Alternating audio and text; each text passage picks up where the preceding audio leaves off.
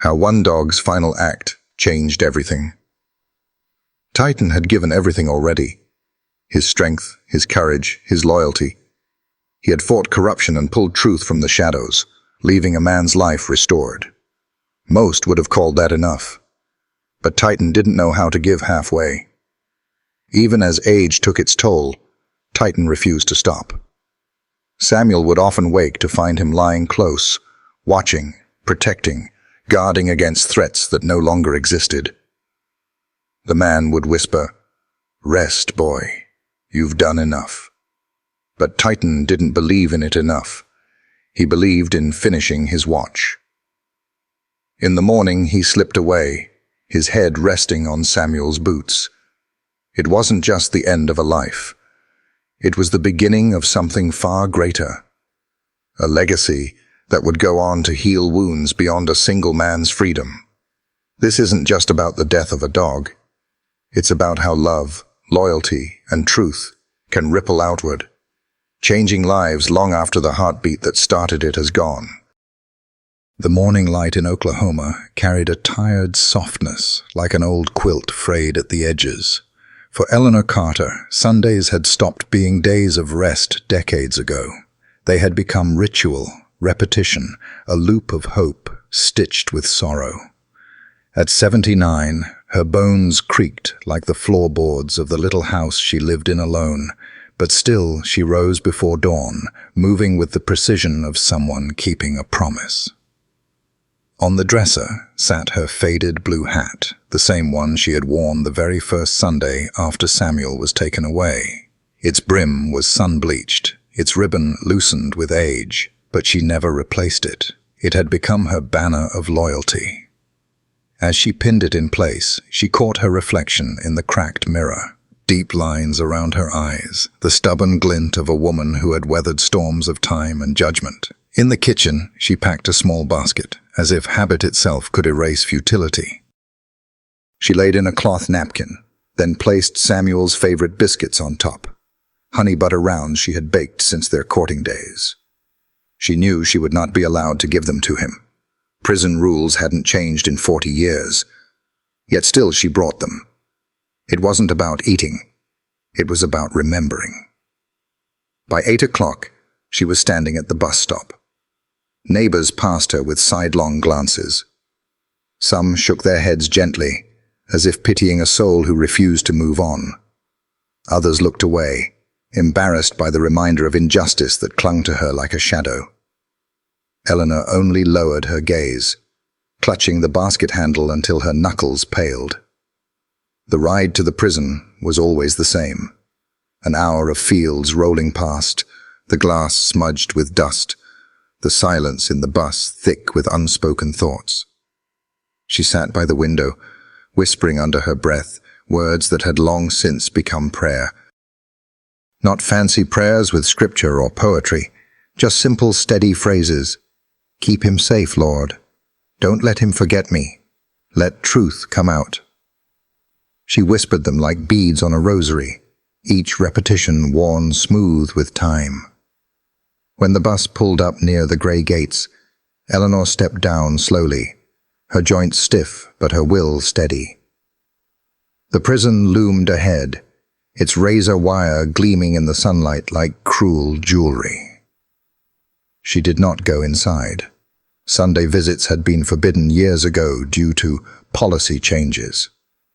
Instead, she stood across the road, in the same spot where she had always stood, a lone figure in a blue hat, waiting.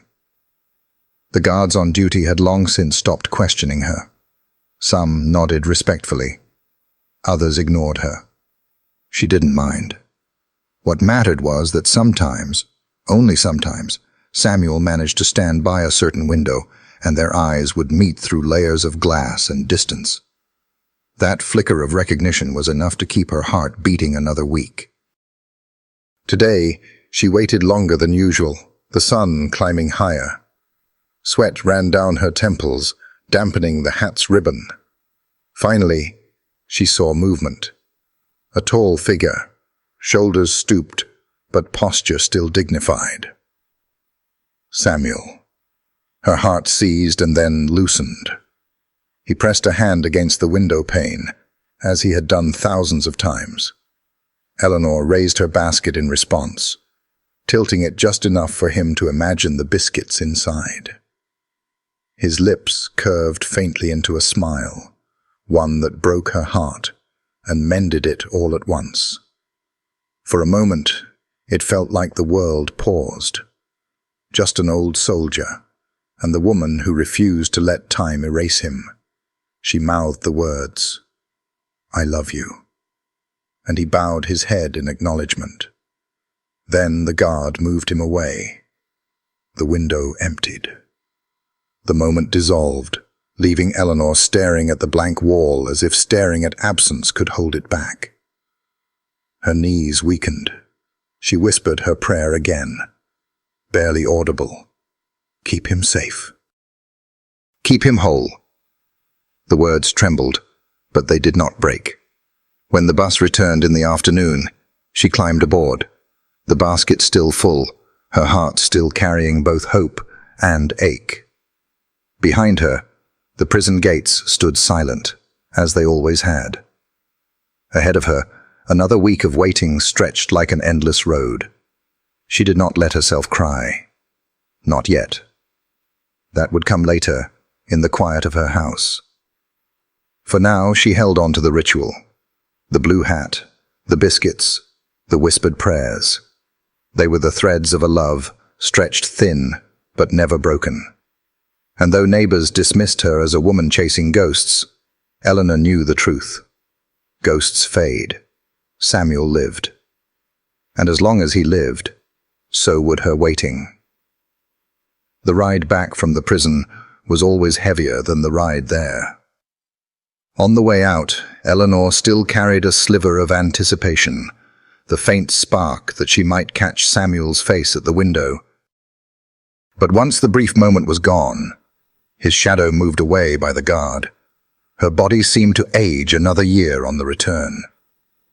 She climbed into the bus slowly, careful not to stumble on the steps. The driver nodded politely, though without warmth. He had seen her hundreds of Sundays, carrying the same basket, wearing the same hat. To him she was a fixture, as ordinary as the cracked vinyl seats. Eleanor chose her usual place at the very back. The seat was hard, the springs long broken, but she liked it because no one sat behind her. It gave her the comfort of not being watched while she held her silence. She placed the basket beside her and reached for the envelope she always carried inside her purse. Its edges were frayed. The ink faded from years of handling. Inside were Samuel's old letters, handwritten during his first months in prison, when he still believed he would be released soon, when hope had been fresh and words came easily. She held them now like relics, her thumb brushing over his cursive, as if the texture could bring him nearer. The bus rumbled onto the highway, the world sliding past the dusty window. But the world outside was not the one she remembered. Neon signs for cell phone stores flickered on street corners, where once there had been barber shops. Digital billboards glowed with advertisements that shifted every few seconds, too fast for her tired eyes to follow. Cars sped by with children in the back, staring at glowing screens, earbuds silencing them from their parents. Families chattered into tiny plastic devices pressed against their ears. The world had become a chorus of lights and noise, rushing forward as if impatient with itself. Eleanor watched it all pass with quiet detachment. To her, it might as well have been another country. Time had left her behind the day Samuel was locked away. While technology had leapt decades ahead, her own life had remained suspended in that same year, frozen like an insect in amber. The only rhythm that mattered was Sundays at the prison gates. Everything else blurred into the background. She clutched Samuel's letters tighter, drawing them to her chest. She remembered how his words had once been alive with humor, small stories of prison routine, jokes about bad food or creaking beds. Over the years, his letters had grown rarer, filtered by guards, often delayed or lost. She suspected many had never reached her at all. Yet these few remained, fragile proof of their bond.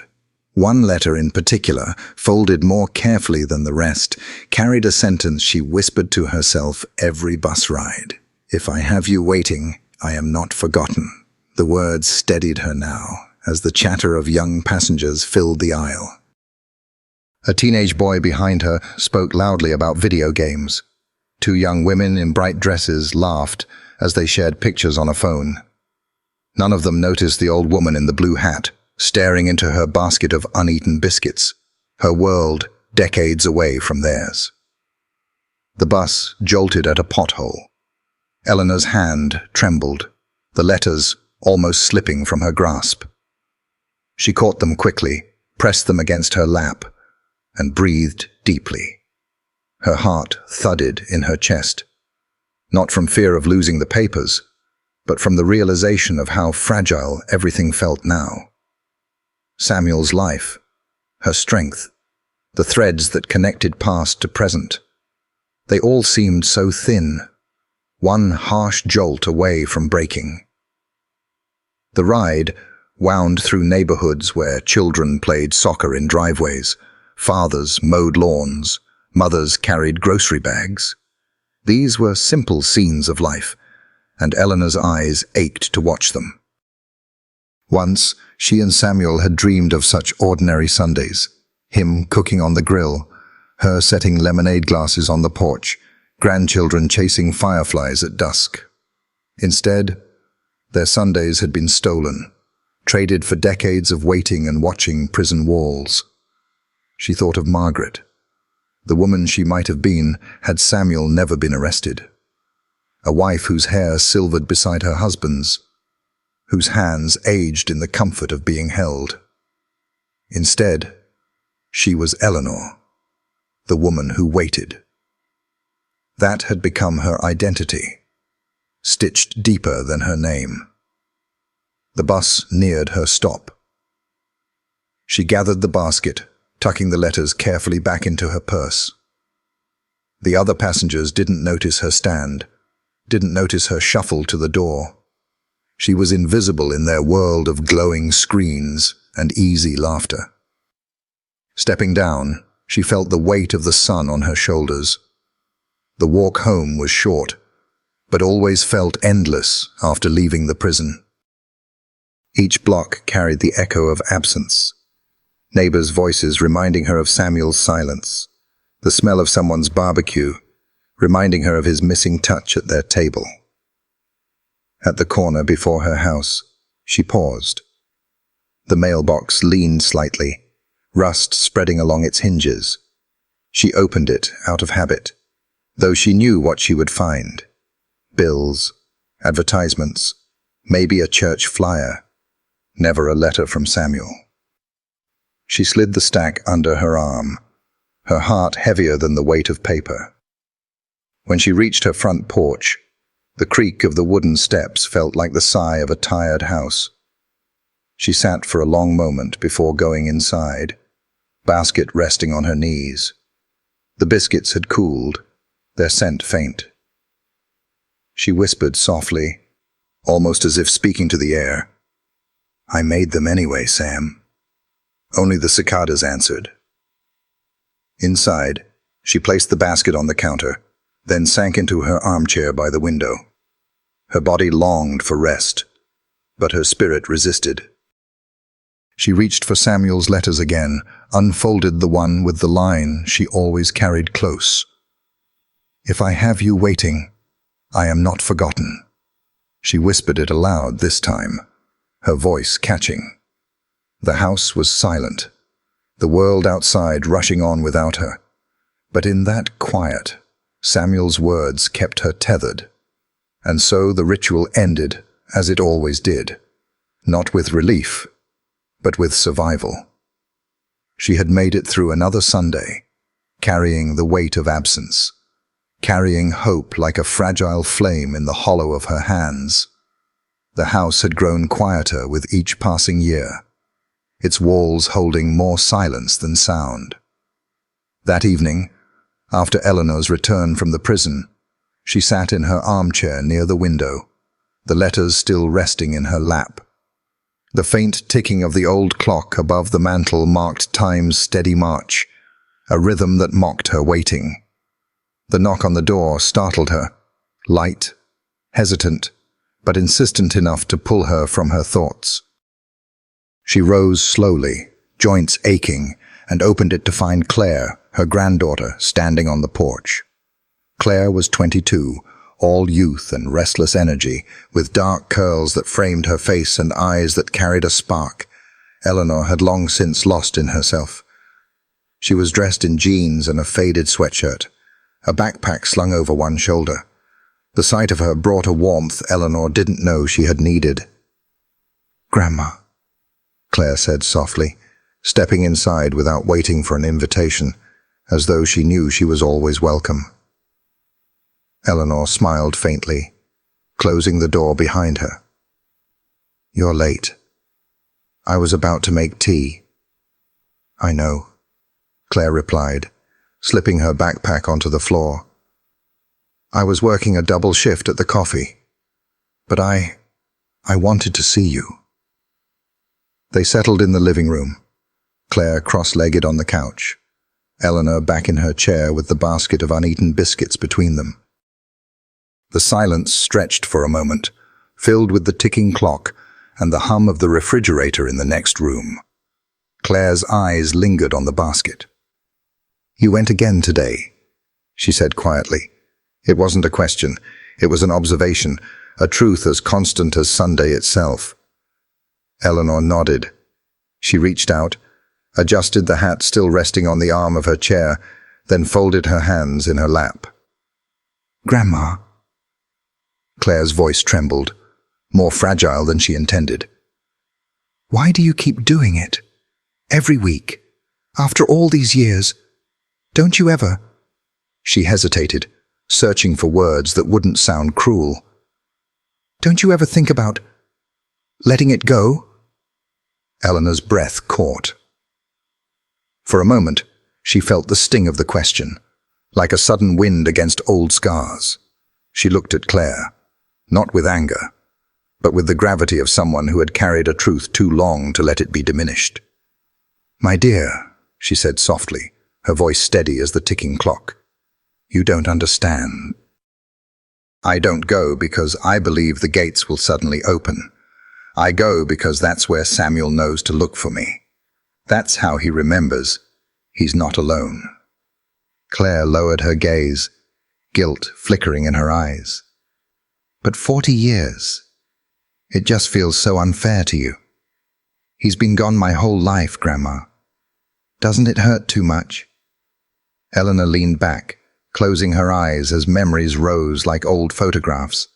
Samuel in uniform, smiling with that lopsided grin. Samuel at their wedding, holding her trembling hands steady. Samuel in the kitchen, laughing as he burned the Sunday roast but claimed it was charred for flavor. "Hurt?" Eleanor whispered. "Of course it hurts. But Samuel wasn't just my husband. He was a man who served his country with honor, who carried kindness in every step. He took care of neighbors when their crops failed. He fixed broken fences without asking for thanks. He believed in right even when the world was wrong. They stole him from me, Claire. But they never took away who he was." Her voice cracked, but her eyes shone with unyielding conviction. She reached for the letters and placed them gently into Claire's hands. "Read these," she urged. "His words, his spirit. It's all still here. They may have locked him away, but they didn't bury the truth. And when truth is buried, love must keep digging." The sentence hung in the room, heavy and luminous, like a bell tolling in a chapel. Claire's throat tightened as she unfolded one of the letters. The ink was faded, but Samuel's voice seemed to rise from the page. Simple sentences, steady handwriting, each line infused with a man's determination not to be forgotten. Claire's eyes blurred as she read silently. She thought of her own life, rushing between classes and cafe shifts, filled with deadlines and noise, yet feeling somehow hollow. She had always admired her grandmother's loyalty, but had never truly understood it until now, until she felt the weight of Samuel's words pressing into her palms. She looked up at Eleanor, her voice hushed. "You really believe he'll come home one day?" Eleanor smiled, tired, tender, but unwavering. "I believe love is stubborn enough to outlast injustice. I believe God doesn't let truth rot forever. And I believe Samuel will walk free, even if it takes the rest of my days to see it." Claire swallowed hard. Something stirred inside her, a flame she hadn't known she was carrying. It was more than sympathy. It was resolve. Her grandmother's faith, weathered but unbroken, awakened something fierce in her own chest. She felt for the first time that maybe her generation's task was not to move on, but to pick up the torch others had been forced to carry too long. She folded the letter carefully and placed it back in the envelope, handing it to Eleanor with a reverence she hadn't shown before. "Then I'll help you dig, Grandma," she whispered. Eleanor reached across the space between them and clasped Claire's hand. Her skin was thin, fragile, but the grip was strong. Tears pooled in her eyes, though she blinked them back quickly. "Thank you, child," she murmured. "That's all I ever needed. Someone to believe with me." Outside, the evening deepened, the horizon glowing faintly with the last traces of sun. In that small living room, two women, one old, one young, sat together holding a vow that bridged generations. Eleanor's waiting was no longer hers alone. Claire had taken her first step into the long fight for truth.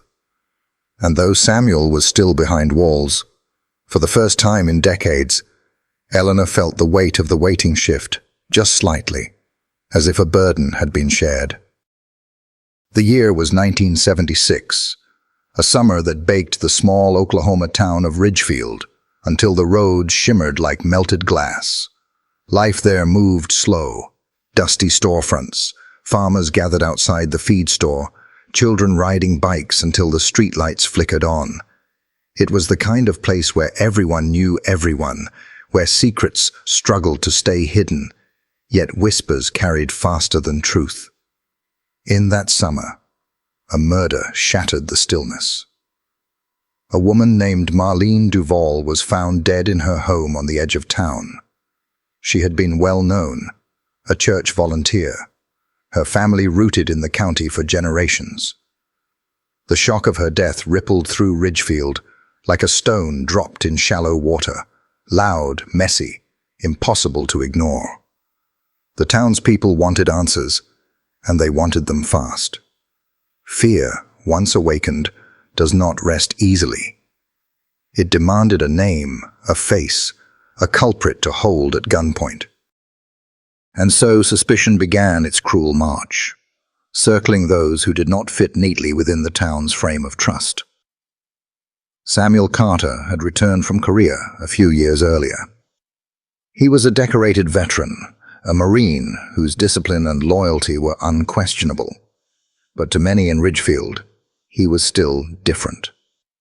He carried the quiet of war in his eyes, spoke less than others, and preferred the company of his wife Eleanor to the chatter of taverns or barbershops. Some men resented him, resented the way Eleanor looked at him with fierce devotion, resented that he didn't beg for their approval. And so when the sheriff called for leads, Samuel's name slipped easily into the air. He was seen near Marlene's street. Didn't he have words with her brother about land last year? Men like him, coming back from war, you never know what they're capable of. The whispers hardened into accusations. The sheriff, an ambitious man named Roy Haskins, seized on the rumors. He had an election coming, and nothing played better in Ridgefield than a sheriff who acted fast, who delivered justice before questions grew too complicated.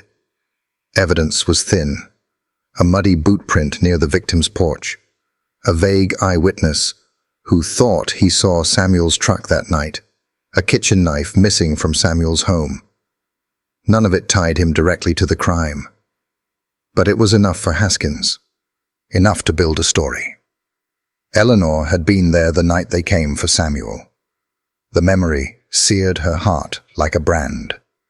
The pounding on the door at midnight, the yellow glare of flashlights cutting through their modest home. Samuel, standing tall in his undershirt, confused but calm, asking what this was about. Eleanor, clutching his arm, demanding to know why. Haskins' voice had rung with authority, though beneath it there was a hint of haste. "Samuel Carter, you're under arrest for the murder of Marlene Duval." The words hit Eleanor like a hammer. She remembered shouting, remembered neighbors gathering in the dark, their faces half hidden, but their eyes burning with something like satisfaction. She remembered Samuel placing his hands behind his back without struggle, his jaw clenched, his eyes finding hers in the chaos. "It's all right, Ellie," he whispered as they cuffed him. "Truth don't stay buried forever." But Ridgefield did not want truth. It wanted closure, and Haskins was determined to provide it before doubt spread like rot. Within days, the sheriff's office declared the case solved. The newspaper headline read, "Local veteran charged in grisly murder." To the town, that was enough. Few asked about the holes in the timeline, the missing fingerprints, the fact that DNA evidence was science still waiting for its moment in history. They saw a quiet veteran with haunted eyes, and they decided he fit the role of a killer better than anyone else. For Eleanor, those weeks blurred into a nightmare. She walked streets where people turned their backs on her. She heard mothers pulling their children close when she passed. Once, at the grocer's, she overheard a voice whisper, "That's the wife, the one who slept next to a murderer." The shame pressed against her chest like a stone, but she held her head high, refusing to let their venom touch her love for Samuel. She visited him in the county jail, their conversations cut short by deputies who watched with disdain. Samuel always remained calm, as though he were back in uniform, enduring another trial by fire. He reassured her in every letter and every look. "I didn't do this, Ellie. You know me. Hold on to that." And she did. Even when the case advanced too quickly, even when the sheriff announced triumphantly that justice was being served, Eleanor held on to Samuel's honor, his smile, his unshakable kindness. But the town wanted blood, and the law wanted speed. The trial would come soon.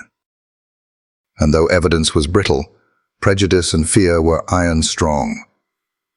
It was the summer Ridgefield decided that Samuel Carter was guilty, not because of what he had done, but because he was the easiest man to blame. And so began the long, brutal march of injustice that would steal 40 years from his life and transform Eleanor into a figure of waiting, a woman in a blue hat who stood each Sunday by the gates of a prison, believing in a truth the world had buried. The courthouse of Ridgefield stood like a relic of a harsher age. Red brick, weathered by decades of storms, its wooden doors scarred and heavy, the flag above it faded but stubbornly waving in the wind. That summer of 1977, the town crowded its steps each morning, eager for spectacle. They came in pressed shirts and Sunday dresses, fanning themselves with church bulletins, their whispers sharper than the July heat. Inside, the air was suffocating, thick with dust and the smell of old paper. Ceiling fans churned lazily, doing little to move the heat. Reporters from neighboring counties filled the first rows with their notepads ready, while townspeople leaned forward as if they were watching a play staged for their judgment. At the center of it all sat Samuel Carter, his wrists shackled, his posture straight, as if he were still in uniform. He wore a plain shirt and tie borrowed from a cellmate, his face calm, his eyes steady. Eleanor sat directly behind him, clutching her hands so tightly in her lap that her knuckles burned white. She had refused to miss a single day. Her blue hat rested in her lap this time, replaced by a simple black veil. Her quiet protest, her mourning for justice already slipping away. The prosecution built its story like a scaffold made of rotting wood, unstable, but towering enough to cast a shadow over truth. Sheriff Roy Haskins testified with confidence, spinning tales of a veteran prone to violence, a man seen lurking near Marlene Duval's house.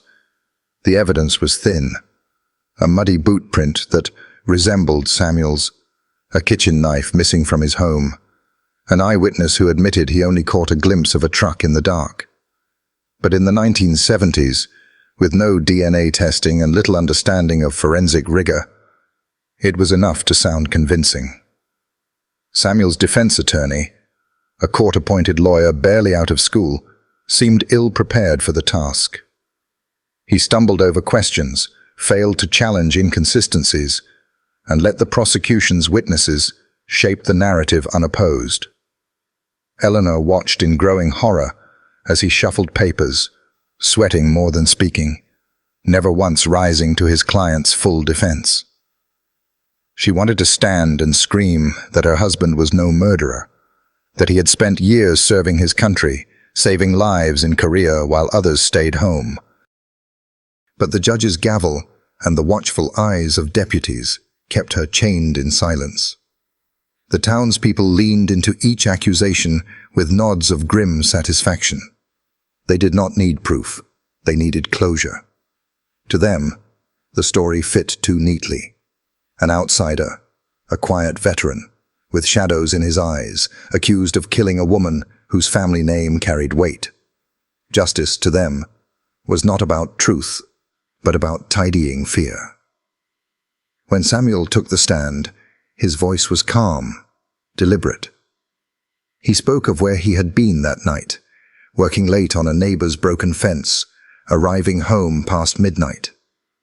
Eleanor could see the honesty in his every word, the dignity he carried even under the weight of false accusation. But his truth fell flat against the tide of suspicion. The prosecutor painted him as evasive, as too calm for an innocent man, and the jury nodded along. Eleanor clutched her hands tighter, nails digging into her palms, until she nearly drew blood. She whispered prayers under her breath, not for God to strike down her enemies, but simply for Samuel's truth to shine through. But truth was a candle in that room, and the prosecution's storm had snuffed it out before it could burn. When the closing arguments ended, the jury left. Their deliberation lasted less than 2 hours. Eleanor's heart broke at the speed of it. A man's life weighed against the burden of proof, dismissed in less time than a Sunday sermon. The jury filed back in, their faces grim but certain. Eleanor's stomach twisted as the foreman stood. His voice was steady, almost indifferent. On the charge of murder in the first degree, we find the defendant, Samuel Carter, guilty. The room erupted in murmurs. Some gasped, some nodded approvingly, and one man muttered aloud, "Justice served." Samuel's shoulders squared, though his face betrayed no fear. He turned slightly, just enough for his eyes to find Eleanor's. For the briefest moment, his lips formed a whisper only she could read. "Hold on." The judge's gavel struck down like thunder. The sentence is life imprisonment without the possibility of parole. The sound reverberated through Eleanor's bones. The room tilted. She tried to stand, to speak, but her knees buckled. The letters Samuel had written her. She had carried them each day of the trial, spilled from her purse as she collapsed in the aisle.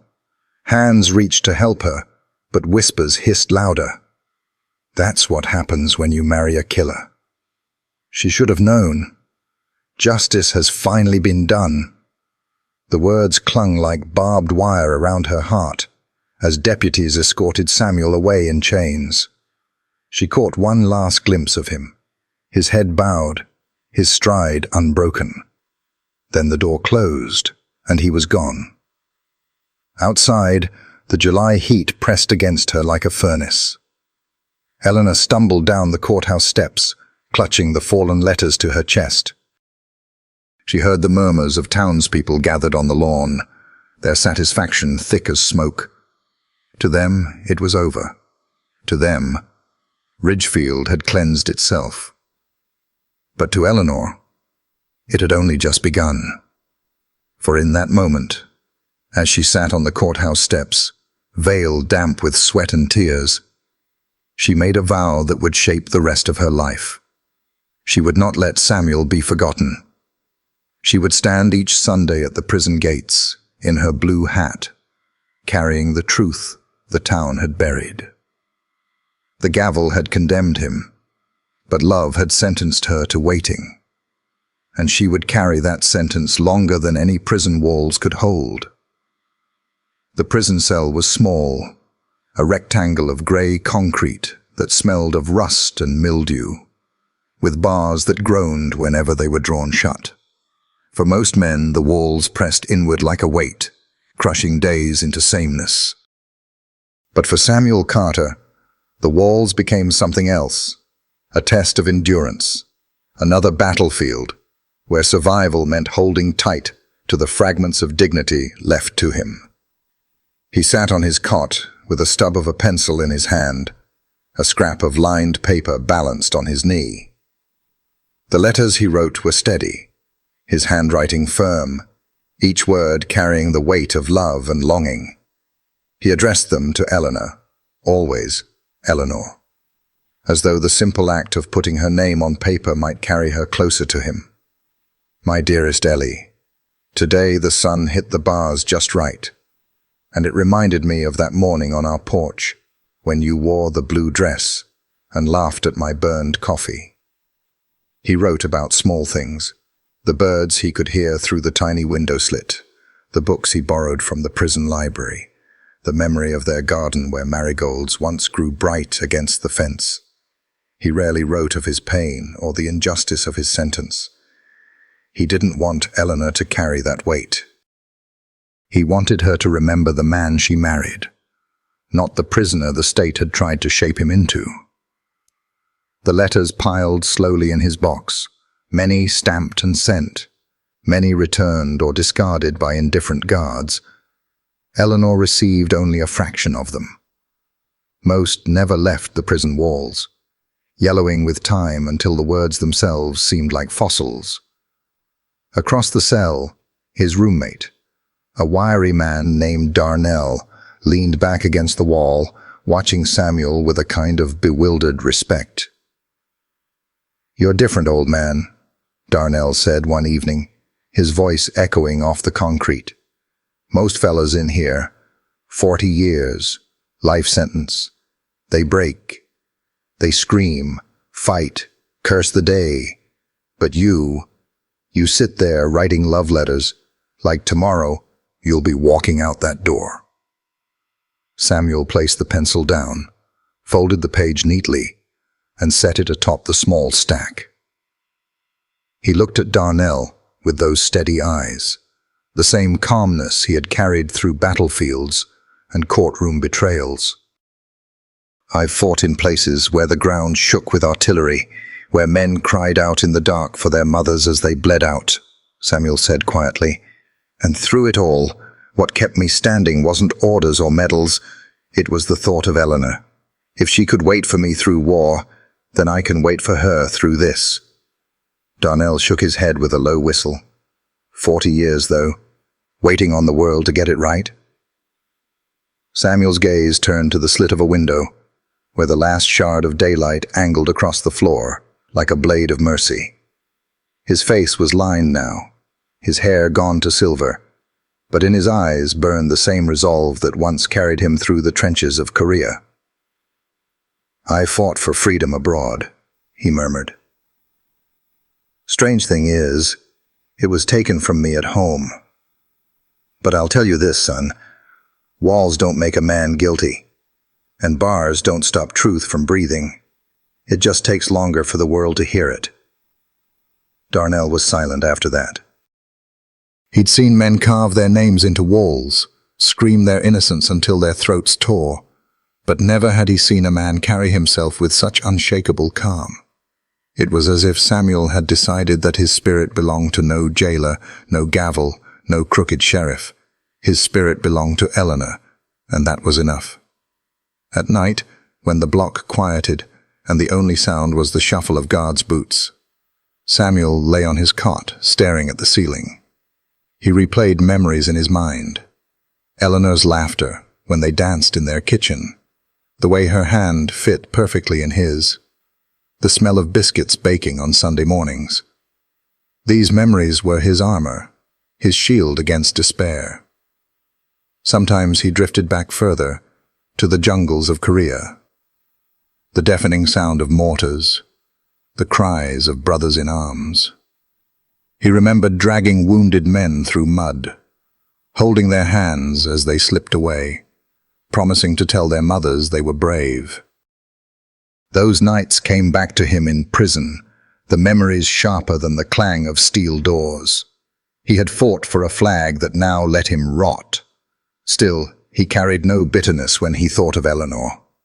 Only love. Once, during a rare visitation years earlier, Eleanor had pressed her hand to the glass, her blue hat trembling on her head. He had placed his palm against hers, though the glass stood between them. "Hold on," he'd told her. It was all he ever asked of her. And though they had not touched skin in decades, Samuel could still feel her warmth in his bones. The guard's keys rattled down the hall. Lights flickered off, leaving the cell in dim, half-dark. Samuel lay back, folding his hands behind his head. Darnell stirred on the other bunk, muttering as sleep pulled him under. "Man like you makes me wonder if hope's not a kind of prison, too." Samuel closed his eyes, a faint smile ghosting his lips. "No," he whispered. "Hope's the only key." In that silence, surrounded by concrete and iron, Samuel Carter drifted to sleep. Not broken, not bowed, but waiting, always waiting. The application form was simple, no more than a single page with neat black lines asking for name, address, availability. But as Claire Carter bent over the counter of the small office at the Ridgefield K-9 Rehabilitation Center, she felt as though she was signing her way into something larger, something she could not yet name. Her hands trembled slightly as she wrote, the weight of her grandmother's words, "When the truth is buried, love must keep digging," still echoing in her mind.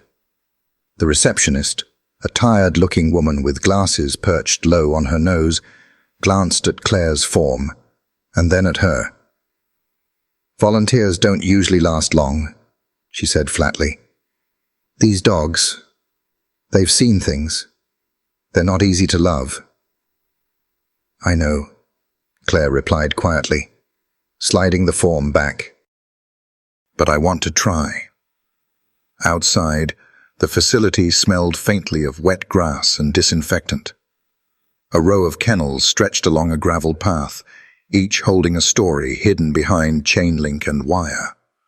Some dogs barked wildly as she passed.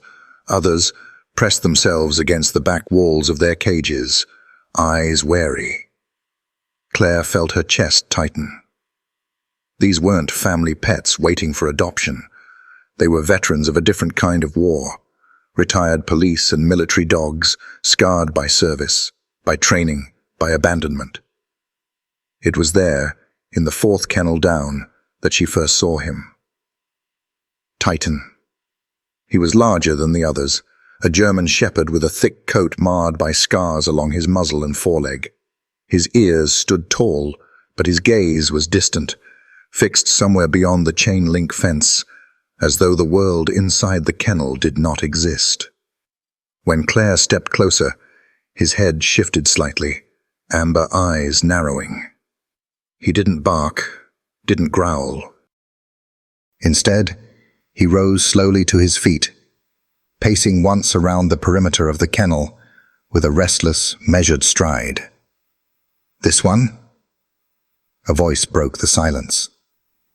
Claire turned to see a handler approaching, a man in his 50s with sun-weathered skin and a limp in his step. His name tag read Harlan. "He's Titan," Harlan said, stopping beside her. "Came out of duty 2 years ago. Worked narcotics for a metropolitan unit.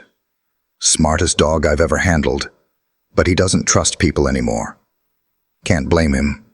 They push these dogs hard, then cast them aside when their bodies start to give out." He leaned against the fence, his voice lowering. "Most volunteers quit after a week with him. He won't let anyone close." Claire knelt slowly, keeping her movements deliberate. Titan's eyes tracked her, sharp, assessing. She extended her hand through the fence just slightly, palm down. Titan stopped pacing and stared at it, unmoving. After a long silence, he turned his head away, returning to his corner, curling into a ball as though she no longer existed. "He's aloof," Harlan said with a sigh. "Restless all the time. Some days he chews at the bars until his gums bleed. Other days he won't even eat unless someone leaves the food and walks away. Touch? Forget it. He hasn't let anyone lay a hand on him in months." Claire's throat tightened. She saw something in Titan that felt painfully familiar.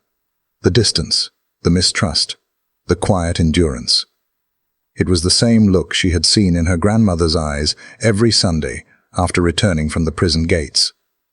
The look of someone who had been asked to carry too much for too long. "I'd like to work with him," Claire said suddenly, surprising even herself. Harlan gave a short, incredulous laugh. "Kid, I've been in this line of work 30 years. You don't just work with Titan. He chooses you, or he doesn't. And so far, he hasn't chosen anyone." Claire stood, brushing her hands against her jeans, her resolve hardening. "Then I'll wait, as long as it takes." That afternoon, she began her shift. She cleaned kennels, refilled water bowls, hauled bags of kibble heavier than she expected. The labor left her arms aching, her clothes smelling of bleach and fur, but she didn't mind. Each time she passed Titan's kennel, she paused for a moment, never long enough to intrude, just enough to let him know she was there.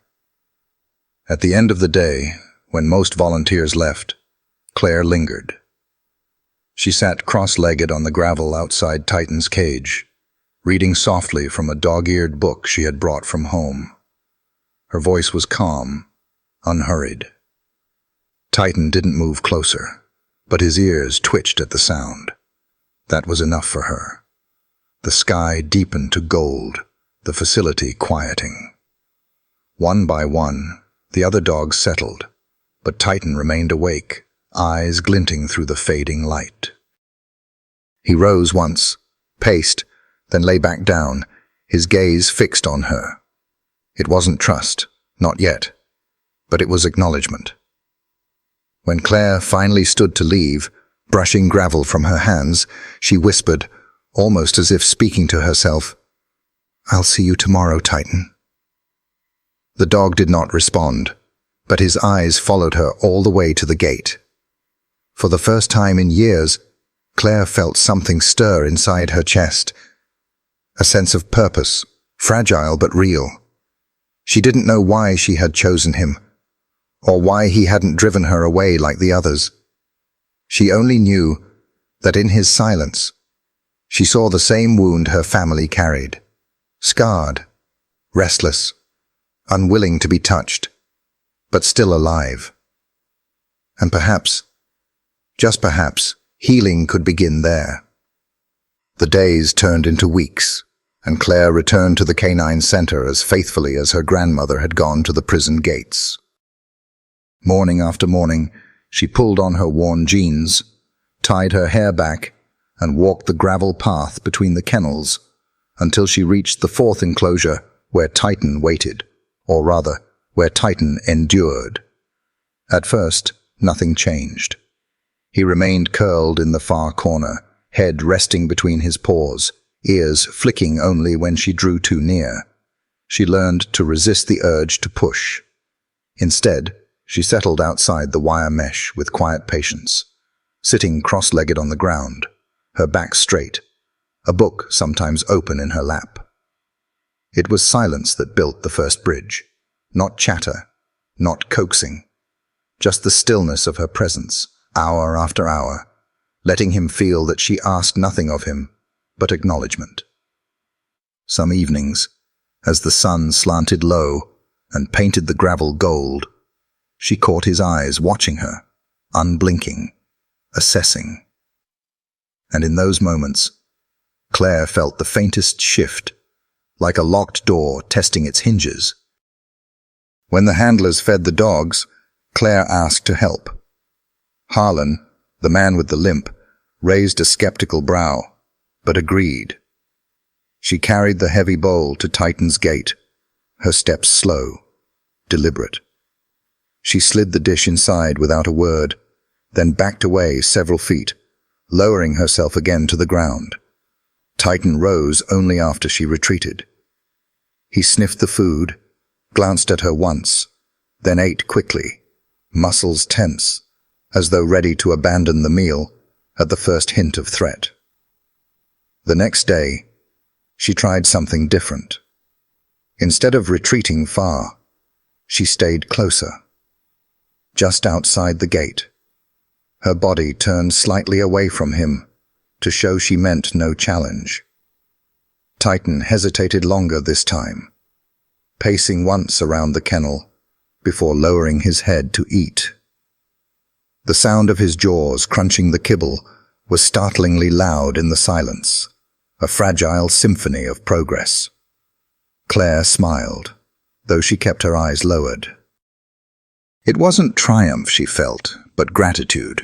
Gratitude for a creature who owed her nothing, yet allowed her closer each day. A week later, she introduced the brush. She didn't reach for him. Instead, she placed it just inside the gate, then stepped back, letting him sniff it at his own pace. At first, he ignored it, but curiosity has its own patience. One evening, as twilight stretched long shadows across the gravel, Titan padded forward, nose lowering to the brush. He sniffed, nudged it with his muzzle, then retreated. The next day, she held it loosely in her hand, keeping her movements small. "It's just a brush," she murmured softly, though she knew words meant little. What mattered was tone, the gentle cadence of calm, the sound of someone who would not betray him. Slowly, cautiously, she slid her hand through the wire and let the bristles graze his fur. Titan froze, every muscle rigid. For a moment, Claire feared he would bolt back to his corner, but he did not. He stood, trembling slightly, and allowed her a single stroke down his shoulder before pulling away. Claire's throat tightened. It wasn't much, but it was everything. In the days that followed, the brushing became routine. At first, only one stroke, then two, then longer passes down his back, until loose fur gathered in clumps at her feet. With each session, Titan's breathing grew steadier, his eyes less guarded. He no longer bolted at her touch. He tolerated her presence with a weary kind of trust, the kind built not on grand gestures, but on the quiet repetition of kindness. One afternoon, she decided to test a hunch. She slipped a treat into her pocket and dropped an empty paper towel roll near the edge of the kennel. Titan ignored it at first. Then his nose lifted, nostrils flaring. He sniffed the air, circled the roll once, then pawed at it until the treat slid free. He devoured it quickly, then looked at Claire with something almost like surprise. "You've got a nose, don't you?" she whispered, smiling. She tried again, hiding another treat under a small bucket. The same result. Titan sniffed, pawed, uncovered. His instincts were sharp, almost uncanny. By the third time, his tail gave a single hesitant wag. The sight made Claire's chest ache. For weeks, he had been stone, untouchable.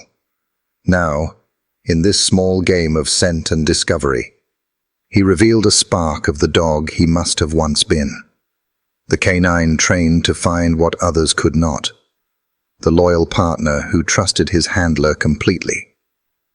That night, Claire sat longer than usual by his cage. Titan lay near the gate, only a foot away from her, his breathing slow, steady. She rested her palm against the wire, not expecting him to meet her halfway. But after a long pause, Titan lifted his head, studied her hand, and pressed his nose briefly against the mesh.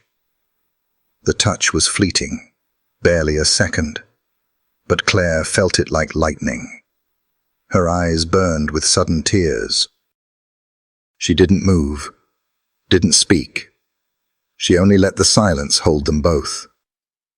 Above the kennels, the stars were beginning to appear, scattered like pinpricks in the deepening sky.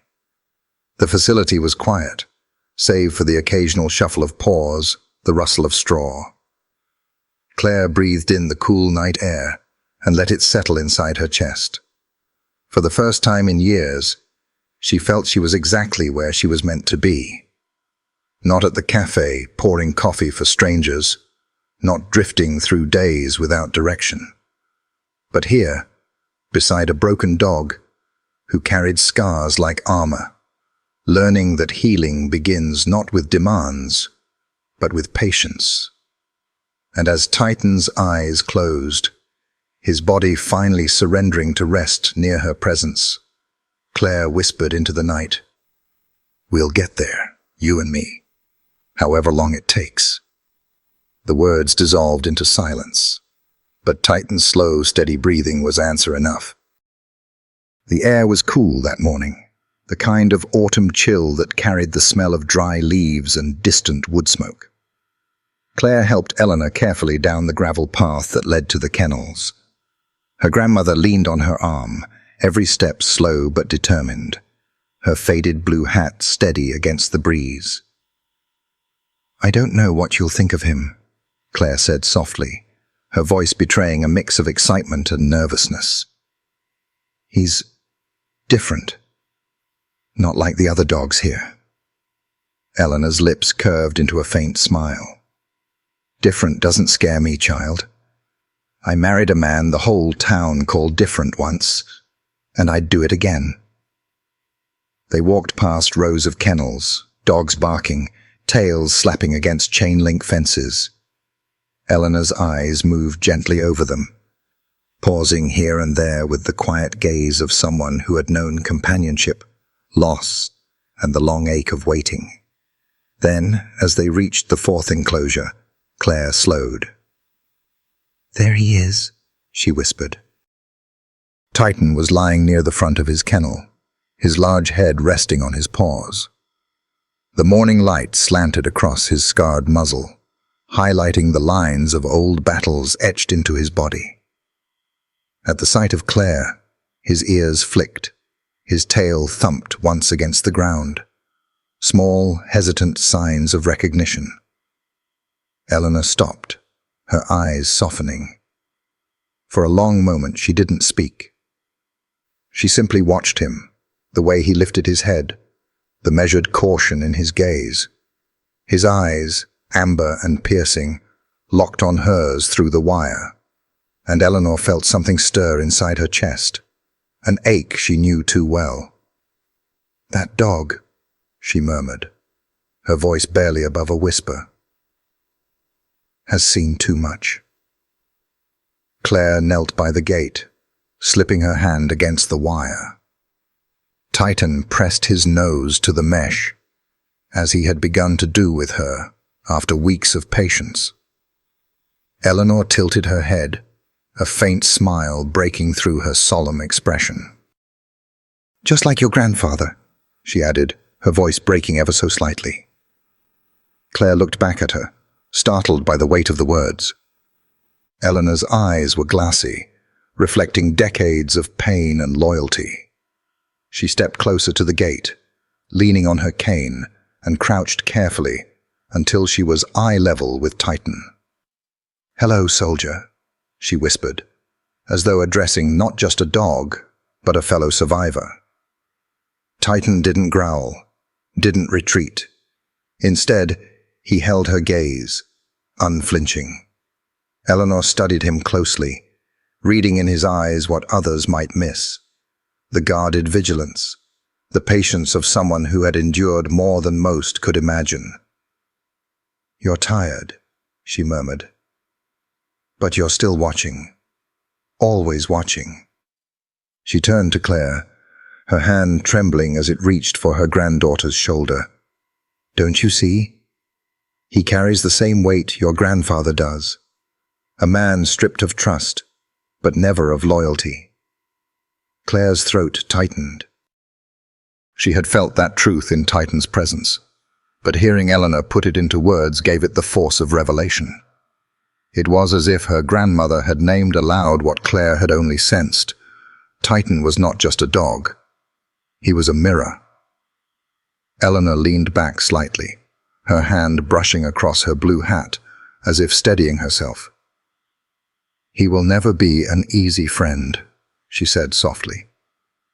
But neither was Samuel after the war. The ones who see too much, who carry the scars no one else can see. They need patience.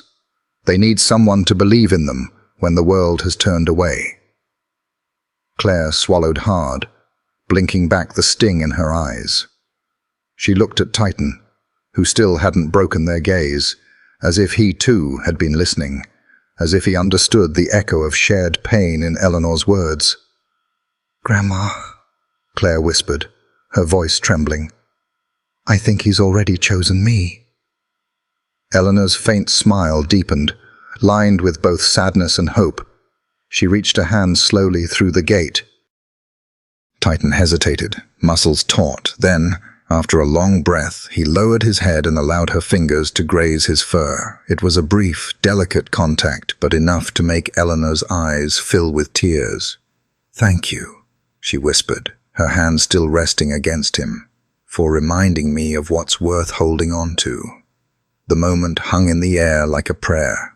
Titan eased back, retreating to his corner, but his eyes never left theirs. Eleanor pulled her hand away, pressing it to her heart, as if to steady the rush of memory and feeling that had overwhelmed her. As Claire helped her stand again, Eleanor exhaled slowly. "Child, don't ever doubt what you're doing here. That dog is carrying a truth of his own, same as Samuel. And if you can help him heal, maybe one day he'll help carry ours." Claire nodded, her hand tightening around her grandmother's. In that instant, she felt the threads connect. The old woman who had waited decades by the prison gates, the dog who had withdrawn into silence after years of service, and herself, standing between them both, entrusted with the fragile work of keeping faith alive. As they walked back down the gravel path, Eleanor paused once more, looking over her shoulder at Titan's kennel. He was still there, still watching. She raised her chin and whispered to the wind, too softly for Claire to hear. "Hold on, Samuel. Love is still digging." The storm came without mercy. By late afternoon, the skies over Ridgefield had darkened to a bruised grey, and rain fell in sheets, hammering against the tin roof of the K9 Center. The gutters overflowed, spilling water into rivulets that carved paths through the gravel walkways. The kennels rattled under the pounding, the dogs restless, their barks and whines swallowed by the thunder. Claire arrived drenched despite her umbrella, her shoes squelching with every step. The air inside the main building was damp and smelled of wet fur, disinfectant, and old paper. Staff members moved hurriedly, carrying crates and boxes away from the leaking back room toward the county building's basement next door. "Claire, give us a hand," Harlan called, his voice raised over the roar of rain on the roof. He gestured to a stack of cardboard boxes stacked precariously against the wall.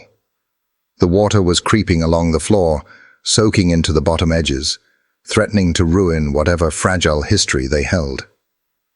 She rushed to help, gripping the nearest box and nearly losing her balance under its unexpected weight. It smelled faintly of mildew, the cardboard sagging in her arms. "What's in these?" she asked. "Old records," Harlan grunted, hefting another onto his hip. "Sheriff's office stuff. Some of it ended up here years ago after a storage shuffle. Mostly junk, probably.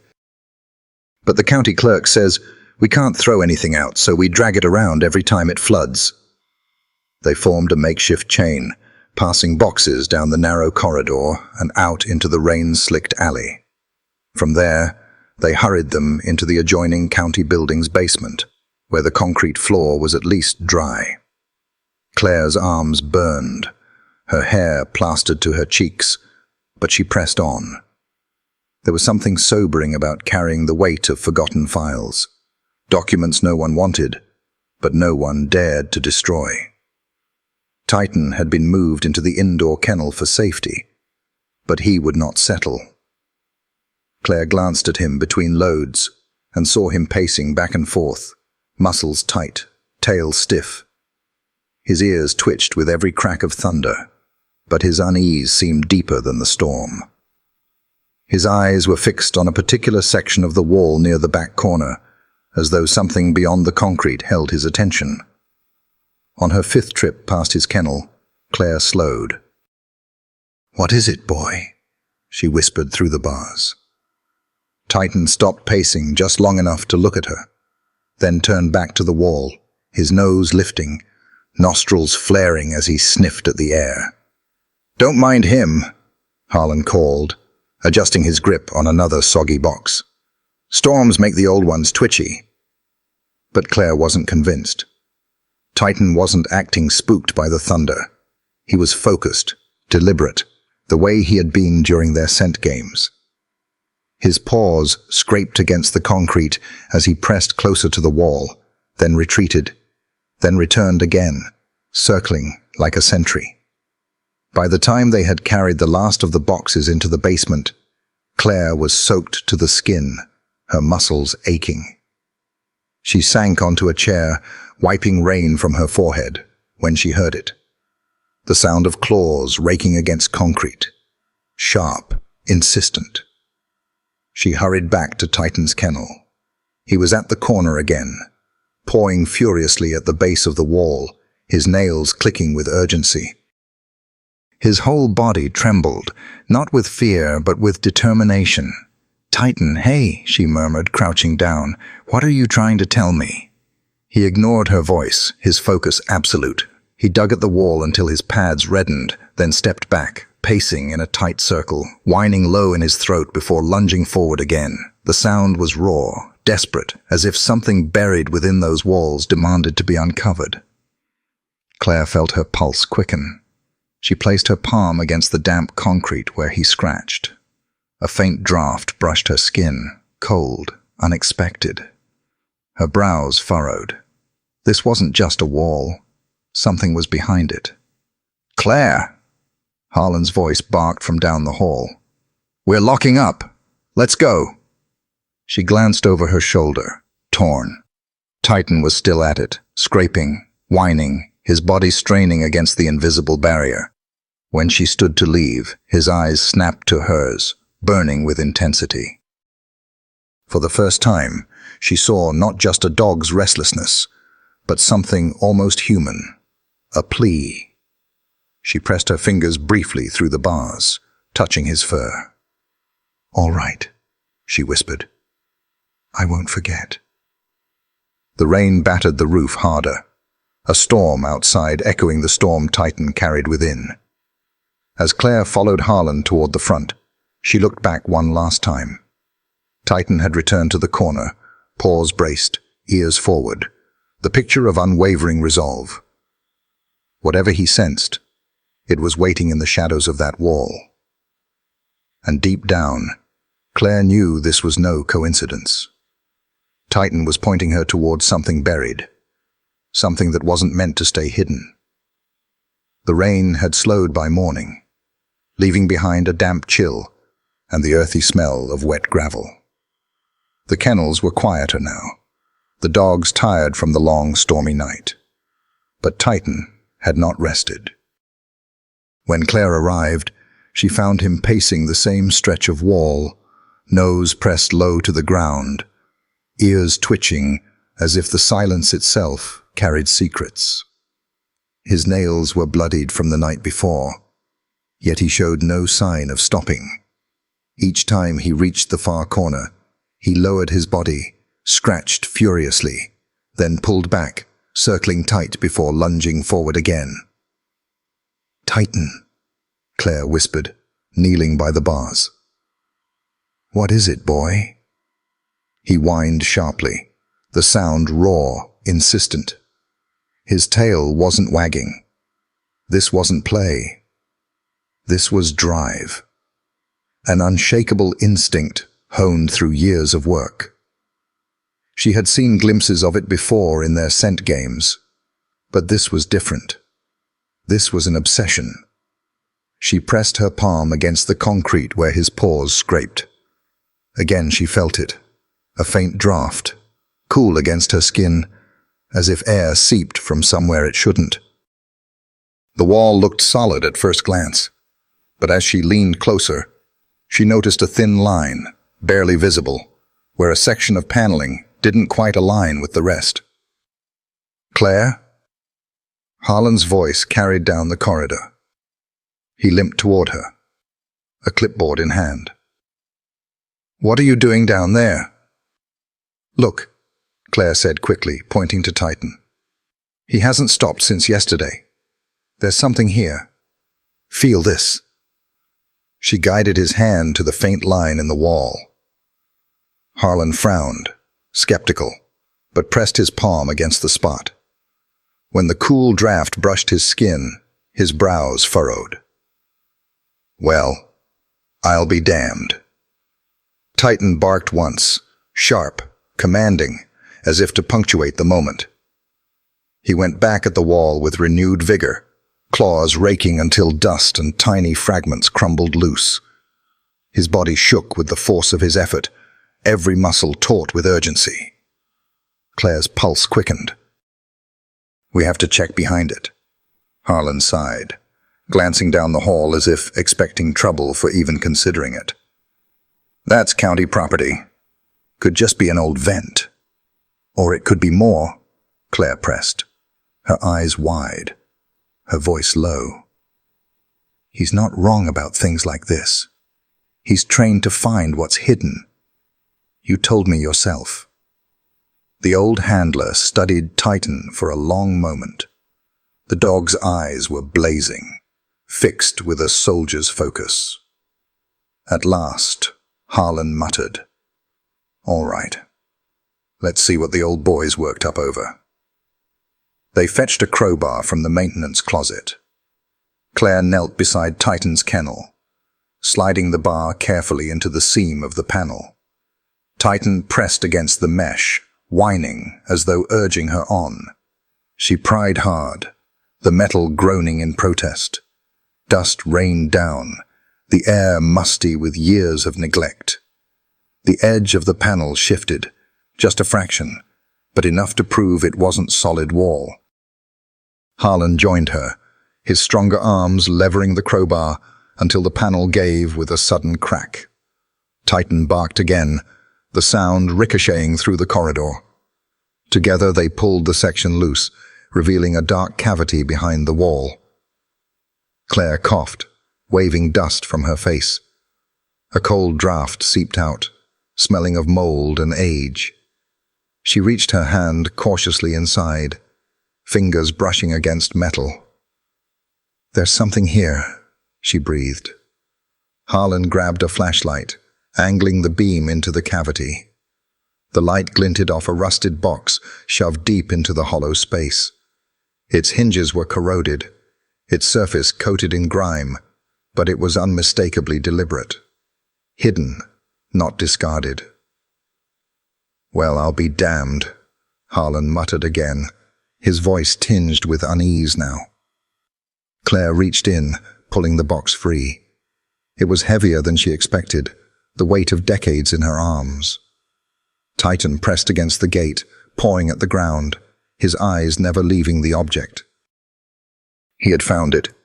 He had led them here. Her heart pounded as she set it down carefully on the floor. Why would something like this be in the walls of a K-9 center? Harlan shook his head, his face drawn. This building used to be part of the county sheriff's storage back in the 70s. Some records got shuffled here when they expanded the courthouse. But this... He trailed off, crouching beside the box, fingers tracing its edges. This was hidden on purpose. Claire's throat tightened. She thought of Eleanor, of the decades she had spent waiting by the prison gates, of the words she had spoken with such conviction. When the truth is buried, love must keep digging. And here was Titan, literally digging, refusing to stop until the buried truth was unearthed. She placed her hand on the box, feeling its cold metal surface. Dust clung to her skin. Her voice shook as she whispered, "Grandma was right." Harlan gave her a wary look. "We don't know what's in there yet." "No," Claire admitted, staring at the box as though it contained the heartbeat of time itself. "But Titan does."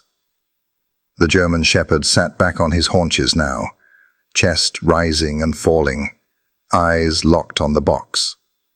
His body was still tense, but there was no longer restlessness in his posture, only vigilance.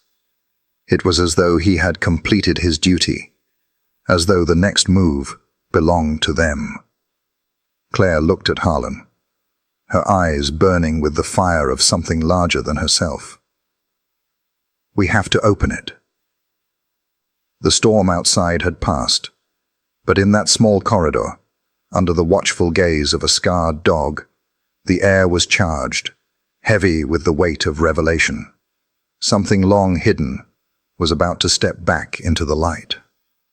The box sat between them on the concrete floor, its surface flaking rust, the hinges frozen with years of neglect. Water stains had eaten through the metal, leaving dark streaks across the lid. It looked less like an object meant to store documents, and more like a relic unearthed from a grave. Claire stared at it, her chest rising and falling as if she had just finished a long run. She couldn't take her eyes off it. Somewhere in her gut, she knew this was no ordinary piece of storage. This was hidden, buried deliberately in that wall, and Titan had been the one to bring it to light. The dog lay near the gate of his kennel, his body tense, but his eyes never leaving the box. His paws twitched, claws scraping softly against the floor as though urging them to hurry. "Let's see what's got you so worked up, old boy," Harlan muttered, crouching down. He tried the latch, but it was rusted solid. Figures. 40 years locked away. "Wait," Claire said quickly. She knelt beside him, brushing her fingers over the cool, corroded metal. She felt a strange reverence, as though she were touching something sacred. "We should be careful." Harlan gave her a look that balanced between skepticism and respect. "Careful's fine, but if it's been in the wall this long, it's not going to give easy." They fetched a screwdriver and a small hammer from the supply closet. The corridor was silent, but for the clang of metal against metal, each strike echoing like a drumbeat. With every tap, Claire's pulse quickened. She imagined the sound carrying down the decades, reverberating into the past, calling truths forward. Finally, with a groan of surrender, the latch gave. The lid creaked as Harlan pried it open, the smell of mildew and dust rising in a choking wave. Inside lay a stack of manila folders, swollen with age, corners curled, paper edges yellowed. Beneath them, a bundle of photographs held together by a brittle rubber band. And, most startling of all, 3 sealed envelopes, each marked with a case number and the faded stamp of evidence. Claire's breath caught in her throat. She reached for the top folder, her hands trembling as though she feared it might disintegrate under her touch. The cover bore the name she had grown up hearing in whispered fragments of family grief. State of Oklahoma. Samuel Carter. Her fingers froze. She couldn't move for a moment. The air thickened in her lungs. "Holy hell," Harlan muttered, leaning closer. "That's your grandfather's case." Claire opened the folder slowly, pages sticking together with time. Inside were trial transcripts, typed testimonies, cross-examinations, closing arguments. She skimmed the lines, her heart twisting at the words that had condemned him. The sheriff's confident assertions, the shaky eyewitness account, the missing knife. She saw it all laid bare in black and white, each falsehood preserved like a fossil. Next, she picked up the bundle of photographs. They were crime scene shots, grainy, harshly lit, the victim's home, a boot print in mud. Eleanor's face pale with grief on the courthouse steps. And there, in one photo, Samuel himself, standing between deputies, his expression calm but resolute. Claire pressed a hand over her mouth. She had never seen his arrest in pictures before, only heard the stories Eleanor recounted through tears. Now the images were here, undeniable, brutal in their clarity. Her gaze fell to the sealed envelopes at the bottom of the box. The paper was yellowed but intact, the seals unbroken. Each envelope bore the words, "Specimen, not tested." Her hand shook as she lifted one. It was light, fragile, but inside she felt the rigid shape of a swab tube. "These were never used," she whispered, her voice trembling. "Evidence swabs. They could have tested them, if they'd had the technology. But they didn't. And then they just hid them." Harlan rubbed his jaw, his eyes narrowing. Or someone didn't want them found. The realization sank into Claire like a stone into deep water. All these years, her grandfather had rotted in a cell. Eleanor had waited at the prison gates, and the truth, the tangible proof of his innocence, had been walled up in silence. Her vision blurred with sudden tears. She thought of her grandmother, whispering every Sunday, "When the truth is buried, love must keep digging." Claire's heart pounded as she clutched the envelope to her chest. "This is it," she whispered. "This is what she's been praying for all these years." Titan let out a low, rumbling whine from behind the mesh, as if confirming her words. His eyes glinted in the dim light, watchful, steady. For a moment, Claire felt the uncanny sense that he understood, that he had not just found a box, but answered a prayer. She wiped her eyes with the back of her hand and looked at Harlan. "We have to get this to someone. A lawyer, someone who can test the evidence now." Harlan hesitated, his face tight. "Careful, kid. This is dangerous ground. If these were hidden on purpose, the people who buried them wouldn't want them seeing daylight." Claire's voice hardened, stronger than she expected. "They've stolen 40 years from him, I'm not letting them bury this again. Her hands hovered over the box, gently replacing the folders and photographs. She pressed the sealed envelopes carefully on top, her heart racing. The weight of it all was immense, as though the metal container held not just papers, but decades of grief, betrayal, and silence waiting to be broken. When she stood, clutching the box against her chest, she felt both terrified and electrified. This was more than discovery. This was destiny. Behind her, Titan pressed his body close to the kennel bars, his tail twitching once, his gaze never leaving the box. Claire met his eyes and whispered, "You found it. You really found it." The corridor seemed to hold its breath, dust motes swirling in the slant of the morning light. For the first time in decades, the truth was no longer buried. It was in Claire's hands, and though she didn't yet know how dangerous the road ahead would be, she knew this moment would change everything. Claire sat cross-legged on the floor of her small apartment, the rusted lockbox open before her. Papers were scattered across the carpet, like relics of a forgotten war. Transcripts, photographs, evidence envelopes, untouched for decades. The air smelled faintly of damp paper and iron, a scent that clung to her as though she had dragged the dust of history home. She hadn't turned on the lights. Only her laptop glowed, throwing uneven shadows against the walls. Outside, the city kept its rhythm, cars hissing down wet streets, laughter drifting from a bar 2 blocks over. But inside was silence, heavy and suffocating, broken only by the rustle of paper or the shallow hitch of her breath. She read the transcripts until the words blurred into wounds pressed in ink. The sheriff's confident testimony, the prosecutor's thundering performance, the defense's weak objections. Each page was another nail hammered into her grandfather's coffin. Her eyes fell on the photographs. Samuel in handcuffs, jaw set, but posture proud. Eleanor on the courthouse steps, her veil trembling in the summer heat. Neighbors whispering in the background, frozen in judgment.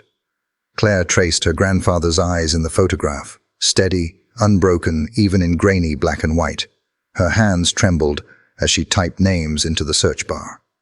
Charles Whitman, District Attorney, 1976. Articles filled the screen, obituaries praising him as a pillar of justice, a man who dedicated his life to truth. Claire tasted bile. No mention of Samuel Carter, no mention of buried evidence, just tributes, glowing and false. She slammed the laptop shut, but after a breath, she opened it again. Sheriff Roy Haskins. Smiling photos filled the results. Parades, ribbon cuttings, children on his lap, headlines, lifetime of service, local hero retires. Claire's fists clenched. The man who had stolen her grandfather's life had been honored while Samuel rotted behind bars. The injustice struck her like a physical blow. She pressed her forehead to her knees, whispering into the dark. How could they? How could they all let it happen? The box loomed before her. She gathered the sealed envelopes, holding them to the light. Specimen A, Specimen B, not tested. Her pulse quickened. DNA, unthinkable in 1976, could now expose every lie. But the thought terrified her. What if she was wrong? What if the evidence proved Samuel guilty? The question slashed through her, though deep down she already knew. Eleanor's eyes had told her. Samuel's letters had told her. Titan's instinct had told her when he clawed through the wall to find the hidden box. Claire leaned against the wall, hugging her knees. The fear was real, but beneath it stirred something fiercer, a low ember that refused to die. She thought of Titan, bleeding paws raking at the boards until truth emerged. She thought of Eleanor, waiting at prison gates year after year. She could not turn away. By dawn, she had not slept. Exhausted, She closed the box without latching it, leaving it ajar as a vow. The truth would no longer stay locked away. The morning light slanted through Eleanor's lace curtains, falling across the living room where the mantel clock ticked steadily as it had for 40 years. Eleanor sat knitting, hands moving with the patience of habit, when a knock startled her. At the door stood Claire, pale and sleepless, the box heavy in her arms. "Grandma," she whispered. Eleanor's gaze dropped to the rusted edges. Inside, when Claire set the box on the table and opened it, the smell of mildew filled the room. Transcripts, photographs, and sealed envelopes lay inside. Eleanor leaned forward, her hands trembling as she lifted the top folder. Her breath caught at the title, State of Oklahoma. Samuel Carter. The words unlocked something buried. She began to recite, voice steady despite her age. Sheriff Haskins. I am confident in my assessment. The defendant was seen near the scene. Claire froze. Eleanor's memory was uncanny, each word etched into her bones. She turned page after page, whispering the prosecutor's speeches, the defense's stammer, the cold finality of the verdict. Then, eyes closed, she whispered the words that had haunted her for decades. On the charge of murder in the first degree, we find the defendant guilty. The folder slipped shut. Tears streaked her face, but her voice was fierce. I told them he was innocent. I told them they were burying the truth. And look, they did. They buried him. Claire took her hand gently. Grandma, there's more. Look. She held up an envelope. These swabs were never tested. DNA could prove everything. Eleanor touched the envelope reverently, as if it were holy. 40 years I prayed for this, she whispered. They can't call me crazy anymore. Samuel's truth is here. It's breathing again. Claire's tears slipped freely. Titan found it, Grandma. He wouldn't stop scratching until we pulled the panel loose. It was like he knew. Eleanor managed a faint smile through her tears. Dogs see what we cannot. Maybe God sent him. For a long moment, silence filled the room, broken only by the ticking clock. Then Eleanor gripped Claire's hand with surprising strength. You must take this to someone who will use it. Promise me. Don't let them hide it again. Claire hesitated. You don't understand how this town works. Everyone is tied together. If I go to the wrong person, they'll bury it deeper. Maybe even come after us. Eleanor's voice softened but did not waver. Let them come. They cannot hurt me anymore. But you can fight in ways I never could. Before I leave this world, I want Samuel free, even if only on paper. Promise me. Fear gnawed at Claire. She imagined ridicule, headlines, neighbors whispering again. But then Titan padded into the room, nails clicking softly.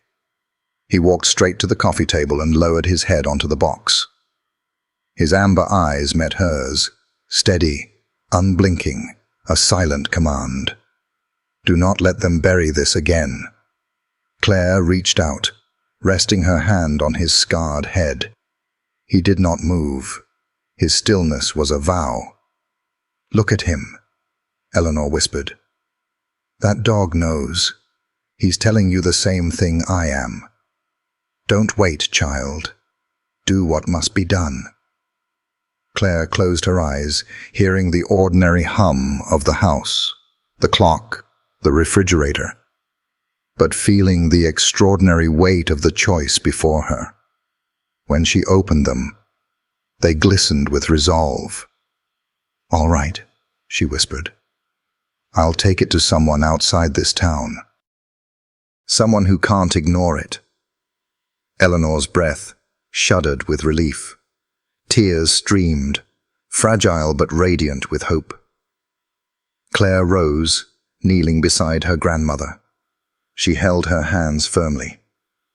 I promise you, Grandma, I'll carry this until they can't bury it anymore. For you, for him, for every year they stole. Eleanor's voice cracked as she whispered, Bless you, child. Bless you. Titan shifted, but kept his head on the box, his body anchoring them in the dim light. The three of them sat together. An old woman who had waited, a young woman who had inherited the fight, and a scared dog who had unearthed the truth. Outside, evening shadows lengthened, indifferent to what had been born in that room. But within its walls, a vow had been forged. The box was no longer just a relic. It was a weapon against silence, a key to freedom. And now, in Claire's hands, it had a chance to breathe again. Claire sat in the cramped waiting room of a law office in Oklahoma City, the lockbox resting on her lap like a burden she could neither set down nor fully carry. The air smelled of coffee and paper, ordinary things that felt jarringly out of place against the weight of what she held. 40 years of silence in rusted metal and sealed envelopes. A door opened. A tired-looking man in his late 40s stepped out, jacket over his arm, tie loosened. Michael Donner, attorney at law. Claire Carter? She rose quickly, clutching the box. Inside his cluttered office, case files towered precariously, shelves sagged with binders, and a framed article proclaimed his rare victory. A man freed after 22 years. Underneath, a dusty award suggested triumph had long since become scarce. Donner gestured to a chair. So, what brings you here? Claire set the box on his desk with a clunk. Her voice trembled, but held steady. My grandfather, Samuel Carter, was convicted of murder in Ridgefield in 1977. He didn't do it. And I found this. She opened the box. Transcripts, photographs, and sealed envelopes spilled into the light. She pushed one forward. Evidence. Untested swabs. Hidden in a wall for 40 years. If they're analyzed now, DNA could prove his innocence. Donner examined the envelope, his face unreadable. He sighed. Miss Carter, old cases like this almost never succeed. Judges don't like reopening wounds. Small-town politics will fight you every step. Her throat tightened. So I should give up? I'm saying it takes more than evidence. It takes pressure. It takes fire. She shoved the box toward him, voice rising. Then look. Isn't this enough? He studied her. Saw not just desperation, but conviction. Flipping through a transcript, he frowned at shaky testimony, missing evidence, the sheriff's certainty. Finally, he lifted another envelope, holding it to the light. Silence stretched until Claire's heart hammered painfully. If these are real, he said at last, voice quieter, and DNA points elsewhere, then yes, it changes everything. Claire leaned forward. Then you'll help me? Donner tapped the envelope against the desk, grim but resolute. I'll help. But this won't be easy. If Sheriff Haskins is still alive, he'll fight like hell to protect his legacy. Claire nodded. I don't care. My grandmother has waited her whole life. My grandfather has suffered long enough. I won't let them bury this again. For the first time, Donner's weary features softened. All right. I'll file for DNA testing. It'll take weeks, maybe months. But if results come back the way I think, they'll have no choice but to listen. Claire exhaled shakily. Titan, waiting by the door, rose to his paws. Donna glanced at him. "That's your dog?" "Not mine," Claire murmured. "But he's the one who found the box." Like he knew. Donna gave a faint smile.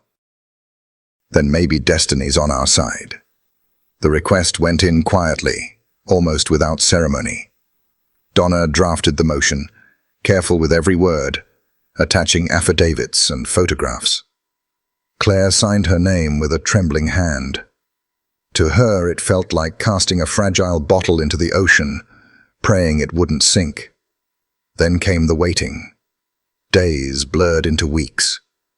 Titan paced the apartment more slowly now, his stride heavy with age. At night, Claire heard the groan of his joints as he shifted on the rug beside her bed. She whispered into his fur, "Hold on, just until he's free." Evenings, she sat with Eleanor, who knitted steadily at the kitchen table, a scarf of blue yarn spilled across her lap. "Samuel's favorite color," she explained softly. "He wore it the day they took him." Each stitch was a prayer, each row a promise. Claire tried to fill silence with purpose, researching overturned convictions, printing articles, filling binders with highlighted passages. But the waiting pressed like a stone. Eleanor's needles clicked. Titan's breathing grew heavier. Hope felt like a fragile thread pulled taut. One rainy night, Titan struggled to climb onto the couch. Claire rushed to lift him, holding his weight as he sighed against her lap. She stroked his graying muzzle, tears burning. "You gave us this chance. Don't you dare leave before you see it through." Eleanor's needles paused. "Dogs know, Claire. Maybe he's waiting too." "For what?" "For Samuel to come home." The call came on a Tuesday morning, when mist still lay heavy on the city. Claire had been pacing since dawn. The scarf on Eleanor's lap had grown nearly 5 feet long, a river of blue. Titan lay curled on the rug, his ears twitching at every footstep. When the phone rang, Claire nearly dropped her mug. Donna's name flashed on the screen. Her voice cracked as she answered. "Hello?" A pause. Then Donna's voice, steady but electric. "Claire, we got the results." Her knees gave out. She sank into a chair, gripping the phone with both hands. "Tell me." "The DNA doesn't match Samuel," Donna said carefully. "The samples point to another man, Richard Halden. Arrest record for assault. Worked at the mill. Died in 1998. Claire's hand flew to her mouth. Tears blurred her vision. "So, it's true. He's innocent." "He's innocent," Donna confirmed. "Science proves it, and it proves they ignored evidence that could have cleared him 30 years ago." Relief and fury collided in her chest. Sobs tore free, years of prayers and silence breaking all at once. On the rug, Titan lifted his head, ears pricked, padding to her side. He rested his chin on her knee, anchoring her as she shook. Donna's voice softened. "This isn't over. We'll still face hearings, motions, resistance. But for the first time in decades, the truth has a voice." Claire pressed her forehead to Titan's fur, whispering through tears, "He's coming home. Titan, we did it." She drove straight to Eleanor's. Words felt too small to carry what had happened. When the door opened, Eleanor sat with the scarf draped across her lap, needles still in hand. Claire dropped to her knees, grasping her grandmother's hands. "It's him, Eleanor. Samuel's innocent. The DNA proves it. The real man's been gone for years. It was never him." For a moment, Eleanor froze, her eyes wide, searching Claire's face. Then her lips parted in a trembling gasp. She pressed a hand to her chest, tears spilling down her weathered cheeks. "Oh, thank you, Lord," she whispered, voice breaking into prayer. "All these years, you heard me. You never forgot." She clutched Claire's hands, rocking with sobs that were part joy, part decades of pain released. Claire wept with her, glancing at the scarf glistening in the sunlight through the curtains. "He'll wear it soon," she said softly, "on the day he walks free." Eleanor pressed the scarf to her face, inhaling as if it already carried Samuel's scent. "I'll finish it tonight," she vowed. "He won't come home empty-handed."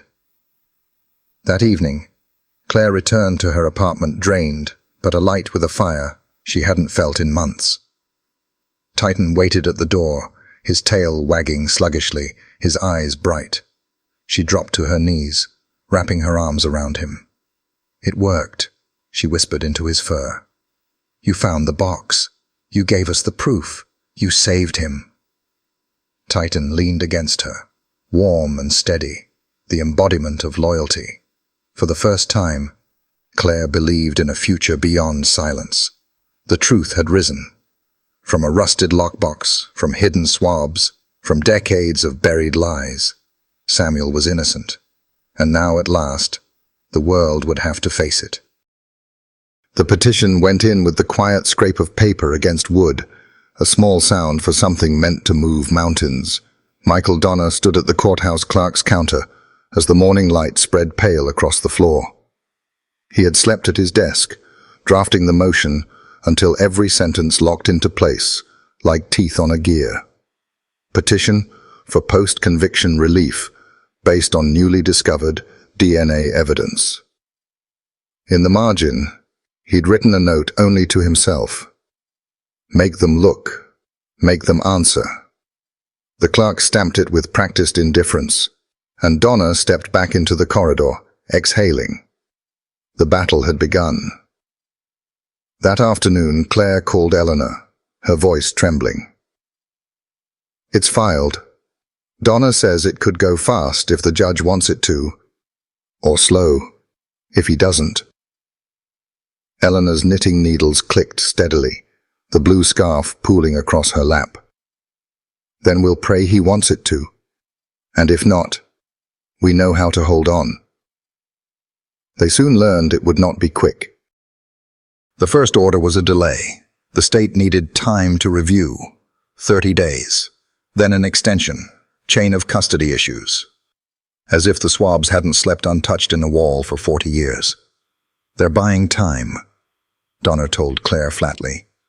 "Time is what systems use when they don't want to admit they're wrong. What do? We get louder and cleaner. Every signature notarized. Every document copied 3 times. We build a chain of custody so neat even a blind man can't deny it." The whispers began almost immediately. A short column in the Ridgefield Gazette sparked murmurs. Old case, new questions. A neighboring county's paper followed with more. DNA may upend 1977 murder conviction. In the diner, old men shook their heads. "Can't undo everything." Jury heard the facts. Across the room, a schoolteacher said softly, "Juries only hear what they're given. Sometimes the truth gets left in the hallway." Silence followed. At the cafe where Claire worked, tips grew generous from some, stingy from others. A woman slipped her a note. "Some doors don't open. Be careful." That night she found a bag of warm cinnamon rolls on her car, scrawled with, "For Eleanor." Keep going. The town sounded divided but behaved in small gestures, like family at one quarrelsome table. Titan moved slower now, his muzzle grayer, his breaths heavier. Yet when Claire spread newspapers across the floor to clip articles, he stood over them like a sentinel, as if reading trails no one else could. When her hands shook, he lowered his head on her knee, steadying her more than words. Delays stacked higher. The judge denied Donna's motion to expedite with a 3-sentence order, pending further review by the state. Eleanor bowed her head at the news. "They're afraid," she murmured, "afraid of what the truth will take from them." "What will it take?" Claire asked. "The same thing it took from us," Eleanor said softly. Time, and the stories they told themselves to sleep at night. Still, the current swelled. A young reporter asked Claire for an interview. Then a college student began circulating copies of the petition in the library. Old clerks remembered boxes that never matched ledgers. Phones started ringing in quiet corners of town offices. The silence was beginning to crack. The break came on television. In a studio smelling of coffee and nerves, Claire sat with Titan at her feet, his head resting between his paws. When the red light blinked on, she steadied her hands on his back. "For 40 years, she told the camera, a man has lived behind bars for a crime he didn't commit. And while he waited, his mother, Eleanor, waited too. Every Christmas, she wrapped a gift he never opened. Every night, she prayed. 40 years of faith, 40 years of injustice." The anchor asked, "What makes you certain?" "Because DNA proves it. Samples hidden in a lockbox for decades point to another man entirely. Samuel Carter is innocent. The truth was always there, just buried." Her voice wavered, then strengthened. "If not for this dog." She rested a hand on Titan's head, his amber eyes steady. "We might never have found it. He gave us the chance to prove what Eleanor always knew." At home, Eleanor pressed her hand to the TV screen when Claire's face appeared. "Thank you, child," she whispered. "Thank you for telling them." The broadcast rippled across the state. Some scoffed, saying it was too late. Others felt fury ignite in their chest. A mother had waited a lifetime for truth, and the system had failed her.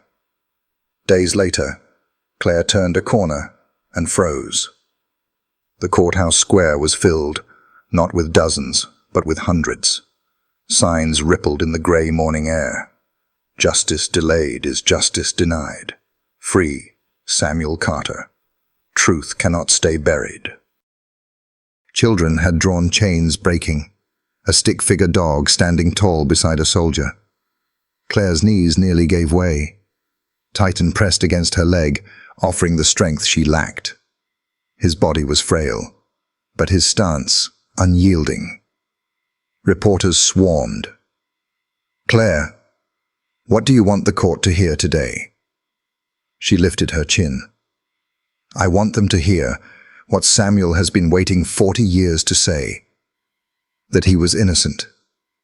That truth was buried to protect reputations.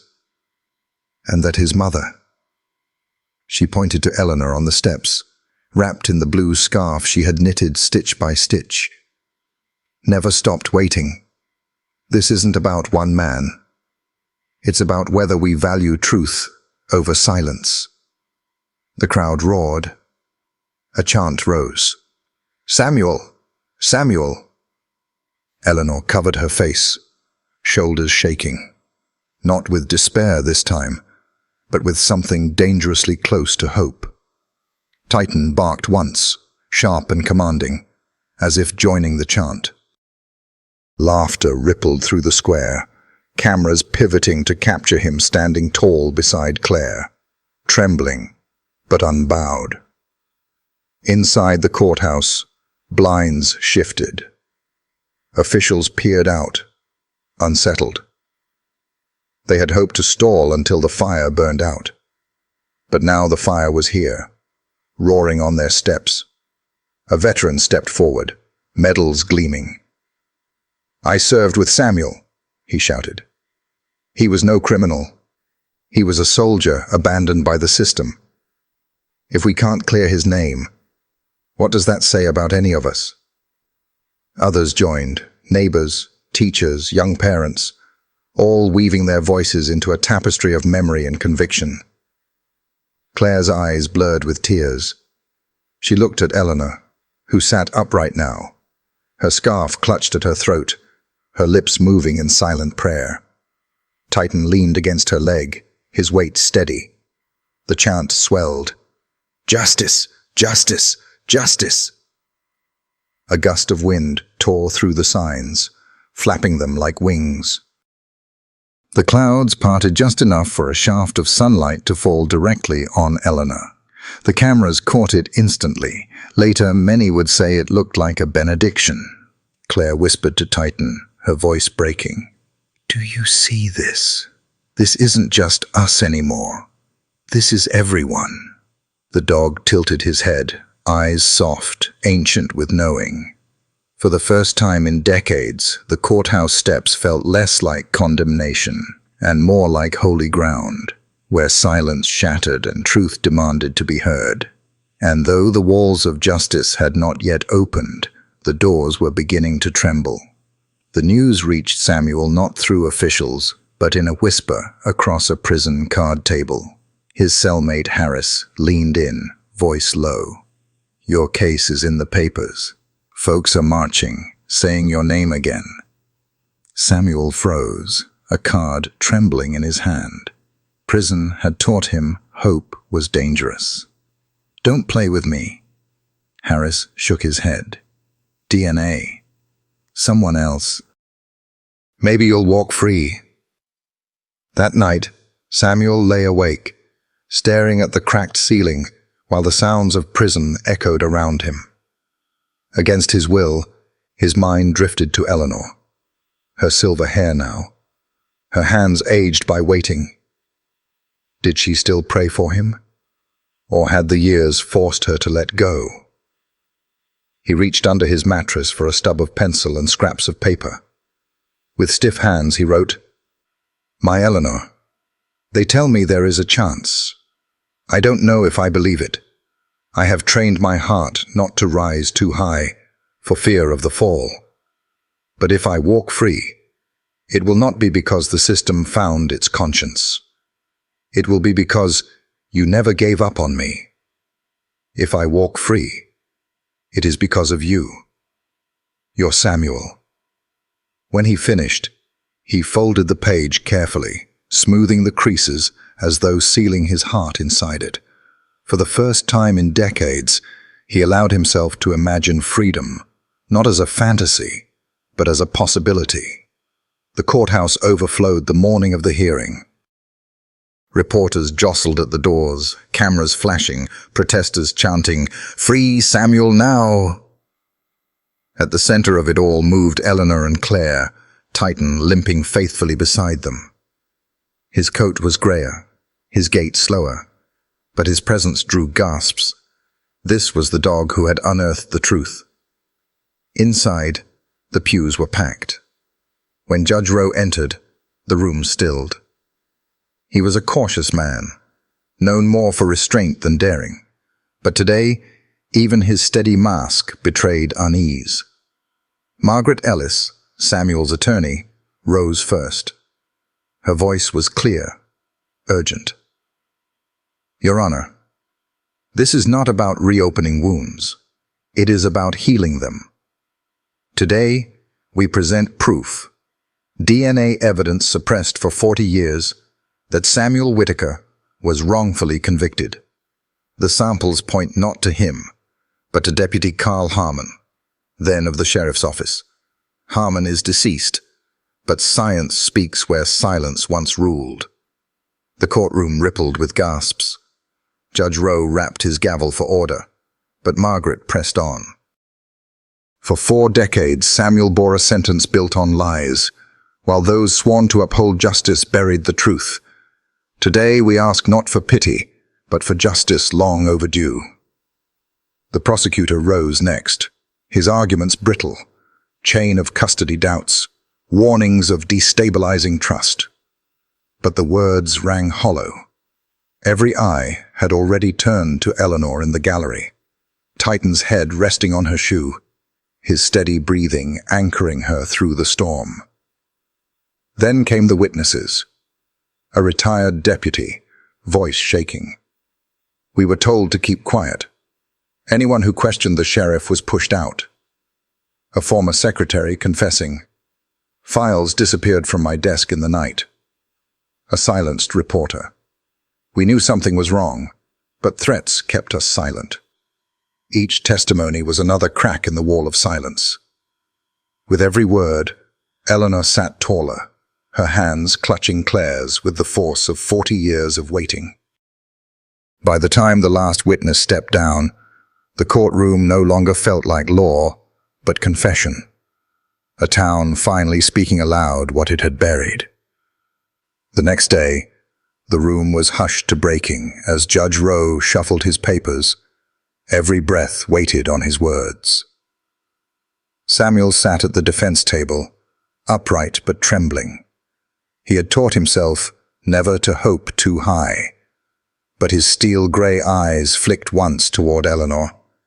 She sat in the gallery, lips moving in silent prayer, Claire's hand clasped over hers. Titan lay at her feet, ears twitching. The judge cleared his throat. This court has reviewed the DNA evidence and testimony of misconduct. The original conviction cannot stand. Therefore, he paused, meeting Samuel's eyes with a flicker of human recognition. The conviction of Samuel Whitaker is hereby overturned. The gavel struck like thunder. For a heartbeat the room was frozen. Then the dam broke. Gasps turned to sobs, sobs to cries of joy. Strangers clapped, reporters shouted, cameras flashed. The gallery erupted with one word: justice. Samuel lowered his face into his hands and wept openly, decades of endurance breaking at last. His attorney pressed a steady hand to his back. Across the room, Eleanor collapsed against Claire, whispering through tears. He's coming home. He's coming home. Claire held her tight, her own tears spilling freely. Titan pressed against their legs, a silent guardian. His bark rang out once, low, steady, commanding, as though announcing to the world that the fight was finished. Cameras captured the image. Grandmother, granddaughter, and the scarred shepherd who had unearthed the truth. Samuel lifted his face again. Through blurred vision, he found Eleanor. Across the crowded courtroom, their eyes locked, and 40 years of separation collapsed into a single glance. His lips formed her name, Eleanor. She saw it. She read it. And it was enough. Reporters swarmed, shouting questions. But Eleanor could not answer, her voice lost in sobs of relief. Claire shook her head gently. This was not a moment for microphones. This was holy ground. Samuel rose slowly, as though his body had forgotten the posture of freedom. Yet in the way he turned toward Eleanor, there was grace. Like a man remembering the silhouette of the one who had carried him through the dark. Too frail to stand quickly, Eleanor clung to Claire as she rose. Her knees shook, but determination pulled her upright. When her eyes met Samuel's, she let out a sound between a sob and a laugh. "He's coming home," she whispered again, this time steadier. And as Titan lifted his head high and barked once more, the cameras caught the moment the gavel's crack became more than a ruling. It became a resurrection. The prison gates groaned open, metal scraping like the last breath of a long nightmare. Samuel stepped forward, the morning light spilling over him. He squinted, unsteady, as though freedom itself was too bright to believe. The air was different here, untamed, alive, filled with scents of pine and soil, instead of iron and bleach. Eleanor waited just beyond the threshold, Claire's arm bracing her. Titan pressed against her side. In her lap lay the scarf she had knitted through years of waiting. A faded blue, frayed at the edges, every stitch carrying the prayer she had whispered in silence. When Samuel crossed the final line, she lifted trembling hands. Her voice broke as she placed the scarf around his shoulders. "I told you," she whispered. "I told you I'd keep you warm." Samuel bent to his knees before her, tears streaming freely. He took her hand and pressed it to his face, the feel of her skin more real than the sun itself. His voice was raw, shaking. "You never let go." Eleanor's tears fell into his hair. "Never once."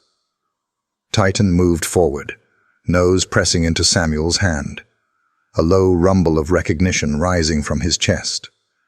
Samuel let out a sound between a sob and a laugh as he buried his face in the shepherd's fur. "You too," he choked. "You carried me here." The cameras snapped, but their clicks faded against the swell of cheers from the crowd. Reporters shouted, but for once the questions went unanswered. This was not their story to break. It was Samuel's to reclaim. Claire stepped forward at last, wrapping her arms around both her grandparents. For the first time in her life, she felt the word family, not as an absence, but as something whole, alive, beating against her chest. That night, the image spread across the world, on television screens, in newspapers, on glowing phones in dark bedrooms. The moment replayed. The scarf draped across stooped shoulders, the man pressing his face to his wife's hand, the dog's steady amber gaze. News anchors spoke with rare emotion. Tonight, justice is not abstract. It has a face, a name, a family. In classrooms, teachers paused lessons to play the clip. Children watched wide-eyed as Titan's bark echoed across the courtroom feed, a reminder that loyalty could outlast decades of silence. In diners, strangers rose to their feet, clapping toward screens, as if Samuel might hear them. In churches, prayers turned into praises, the blue scarf becoming a new kind of scripture, faith stitched into fabric. The story crossed oceans. Commentators in distant countries spoke of Oak Ridge County, a name once buried in secrecy, now tied to resurrection. Letters poured in by the thousands, apologies from strangers, vows to never let silence rule again. In Oak Ridge, the courthouse steps became a shrine. People left flowers, letters, photographs of loved ones lost to injustice. At the center stood a framed still of Titan, muzzle grayed but eyes unbroken, resting against Samuel's knee. Someone scrawled across the bottom, "Truth has 4 legs." Samuel, Eleanor, Claire, and Titan watched the tide of change from their porch one evening as the sun dipped low. Samuel's hands shook as he turned Eleanor's scarf in his lap, fingers tracing the worn threads. 40 years, he whispered. Gone. Eleanor laid her hand over his. Not gone, given. We gave them this moment, for the chance to turn pain into something that lasts. Claire looked between them, her voice steady. Then, we keep speaking, for those who don't have a Titan to dig the truth back up. Titan lifted his head, ears twitching, as though agreeing. His bark rang out once, sharp against the twilight. The sound carried across the fields, echoing into the hush, a benediction over the land. The years ahead would not erase what was stolen, but they gave back something else. Dignity, voice, belonging. Samuel walked free. Eleanor's prayers answered. Claire's generation awakened. And Titan, the shepherd who had unearthed what men buried, remained the living symbol of truth's endurance. History books would call it the Whitaker case. But for those who lived it, it would always be simpler. It was the story of a man and woman who refused to let go, a granddaughter who picked up the thread, and a dog whose instinct became justice's final witness. And when Samuel finally stood on his porch at dusk, Eleanor's hand in one of his, Titan's fur beneath the other, he lifted his face toward the horizon and breathed deeply, not as a prisoner, not as a victim, but as a man restored. At last he whispered, "I'm home." Titan barked once, the sound rolling across the evening like a vow. Home, and never forgotten.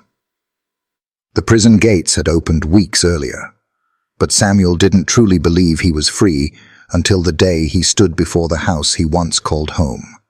Its paint was peeling, its porch sagging, but the air smelled of pine and soil instead of iron and bleach.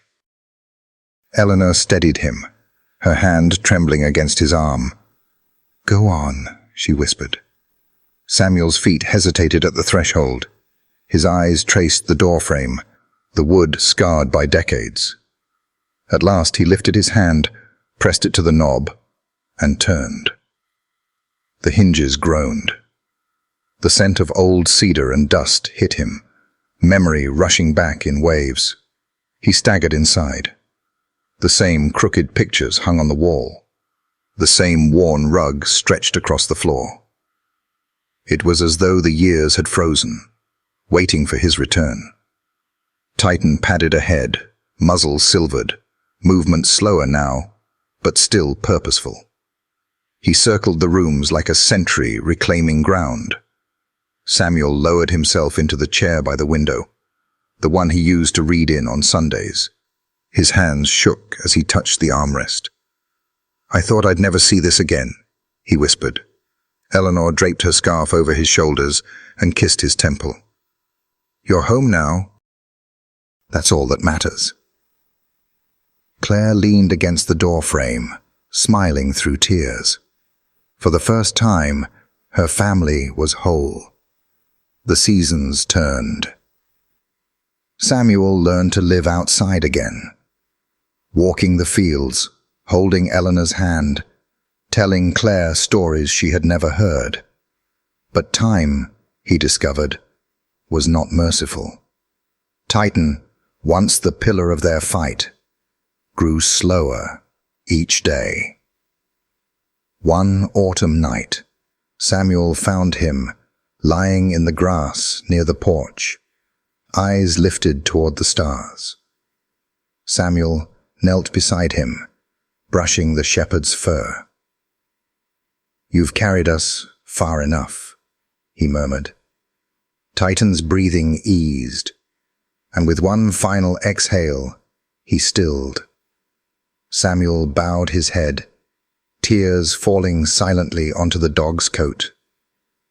Then he rose, lifted his hand in a trembling salute, and whispered, "Rest, soldier.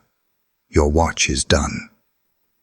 They buried Titan beneath the oak tree in the yard.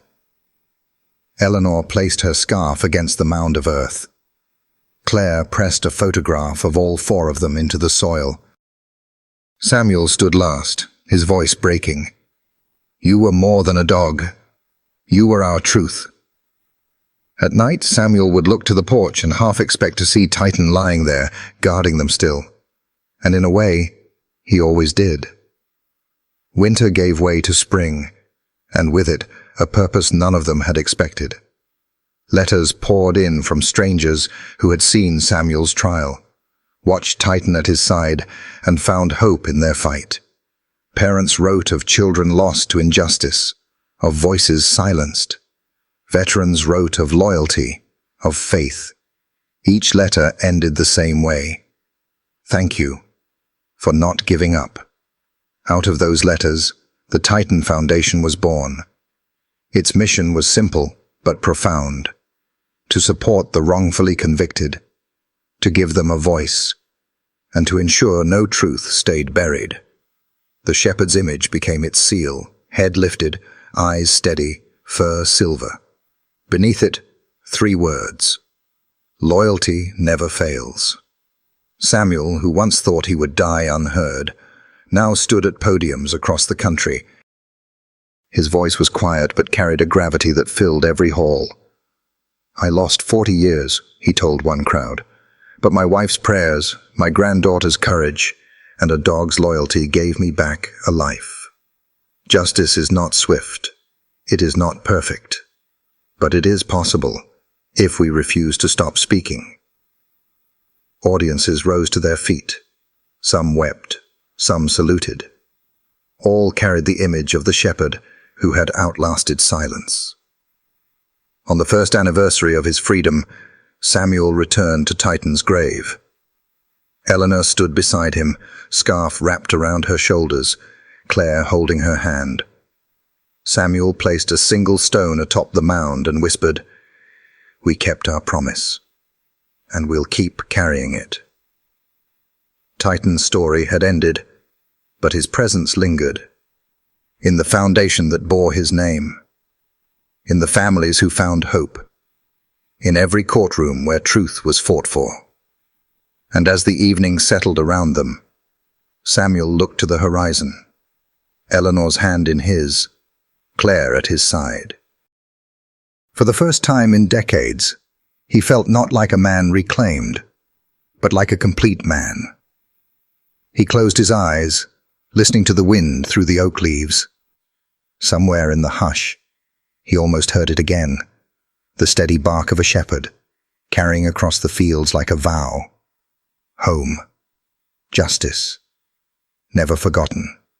The silence that followed was heavy, reverent. Even the breeze seemed to stall. Then Samuel lifted his hand in a trembling salute, directing it toward the framed photo. His fingers shook, but his arm held steady until it lowered against his side.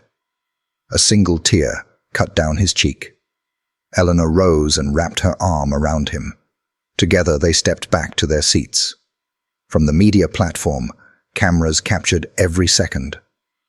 Anchors, who once had fumbled words over Titan's courtroom vigil, now spoke with clear emotion.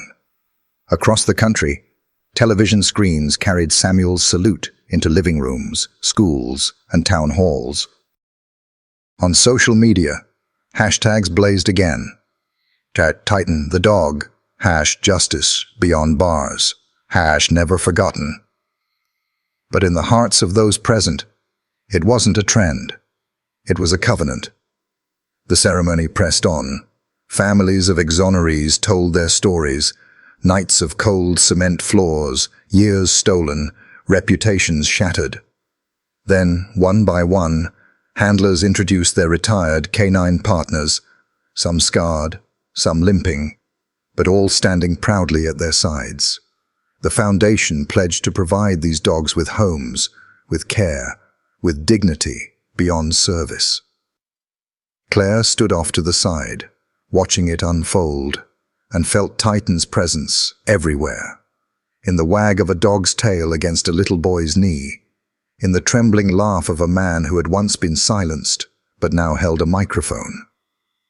In Samuel's smile, faint but certain, as he leaned into Eleanor's shoulder. When the ribbon was cut, applause thundered, not loud with triumph, but deep with gratitude. Samuel and Eleanor stepped forward, placing their hands together on the scissors, as though cutting away the chains of yesterday. Later, as the crowd dispersed and dusk began to gather, Claire found herself standing again before Titan's photograph. She whispered softly, almost a prayer. "You kept digging, even when none of us could see. Now the world will keep digging too." The photo caught the last light of the day, Titan's eyes seeming to glint with that eternal watchfulness. And so, his story stretched beyond one life, beyond a courtroom, beyond a basement, beyond the quiet place where his final breath had rested against Samuel's boots. It became a movement, a foundation, a living testament. Because truth, though buried, can never truly die. Not when love keeps digging. Sometimes, stories like this remind us of something we already know deep down. Our dogs aren't just pets, they're family. A German shepherd's loyalty, or really any dog's quiet devotion, has a way of softening even the hardest days. They love us without conditions, stand by us without question, and in return, they ask only for a little love back. If you've ever looked into your dog's eyes and felt they understood more than words could say, then you already know the value of that bond. And maybe, like me, you sometimes wonder how you can give them the same sense of safety and connection they give to us. There's a resource I found that offers gentle ways to deepen that relationship. Small, practical things that can make life richer for both you and your dog. If you'd like, I'll leave the link for you to explore at your own pace. Because at the end of the day, what matters most isn't the things we own, but the love we share. And if this story left you with a lump in your throat, maybe it's your reminder. Go sit with your dog tonight and just be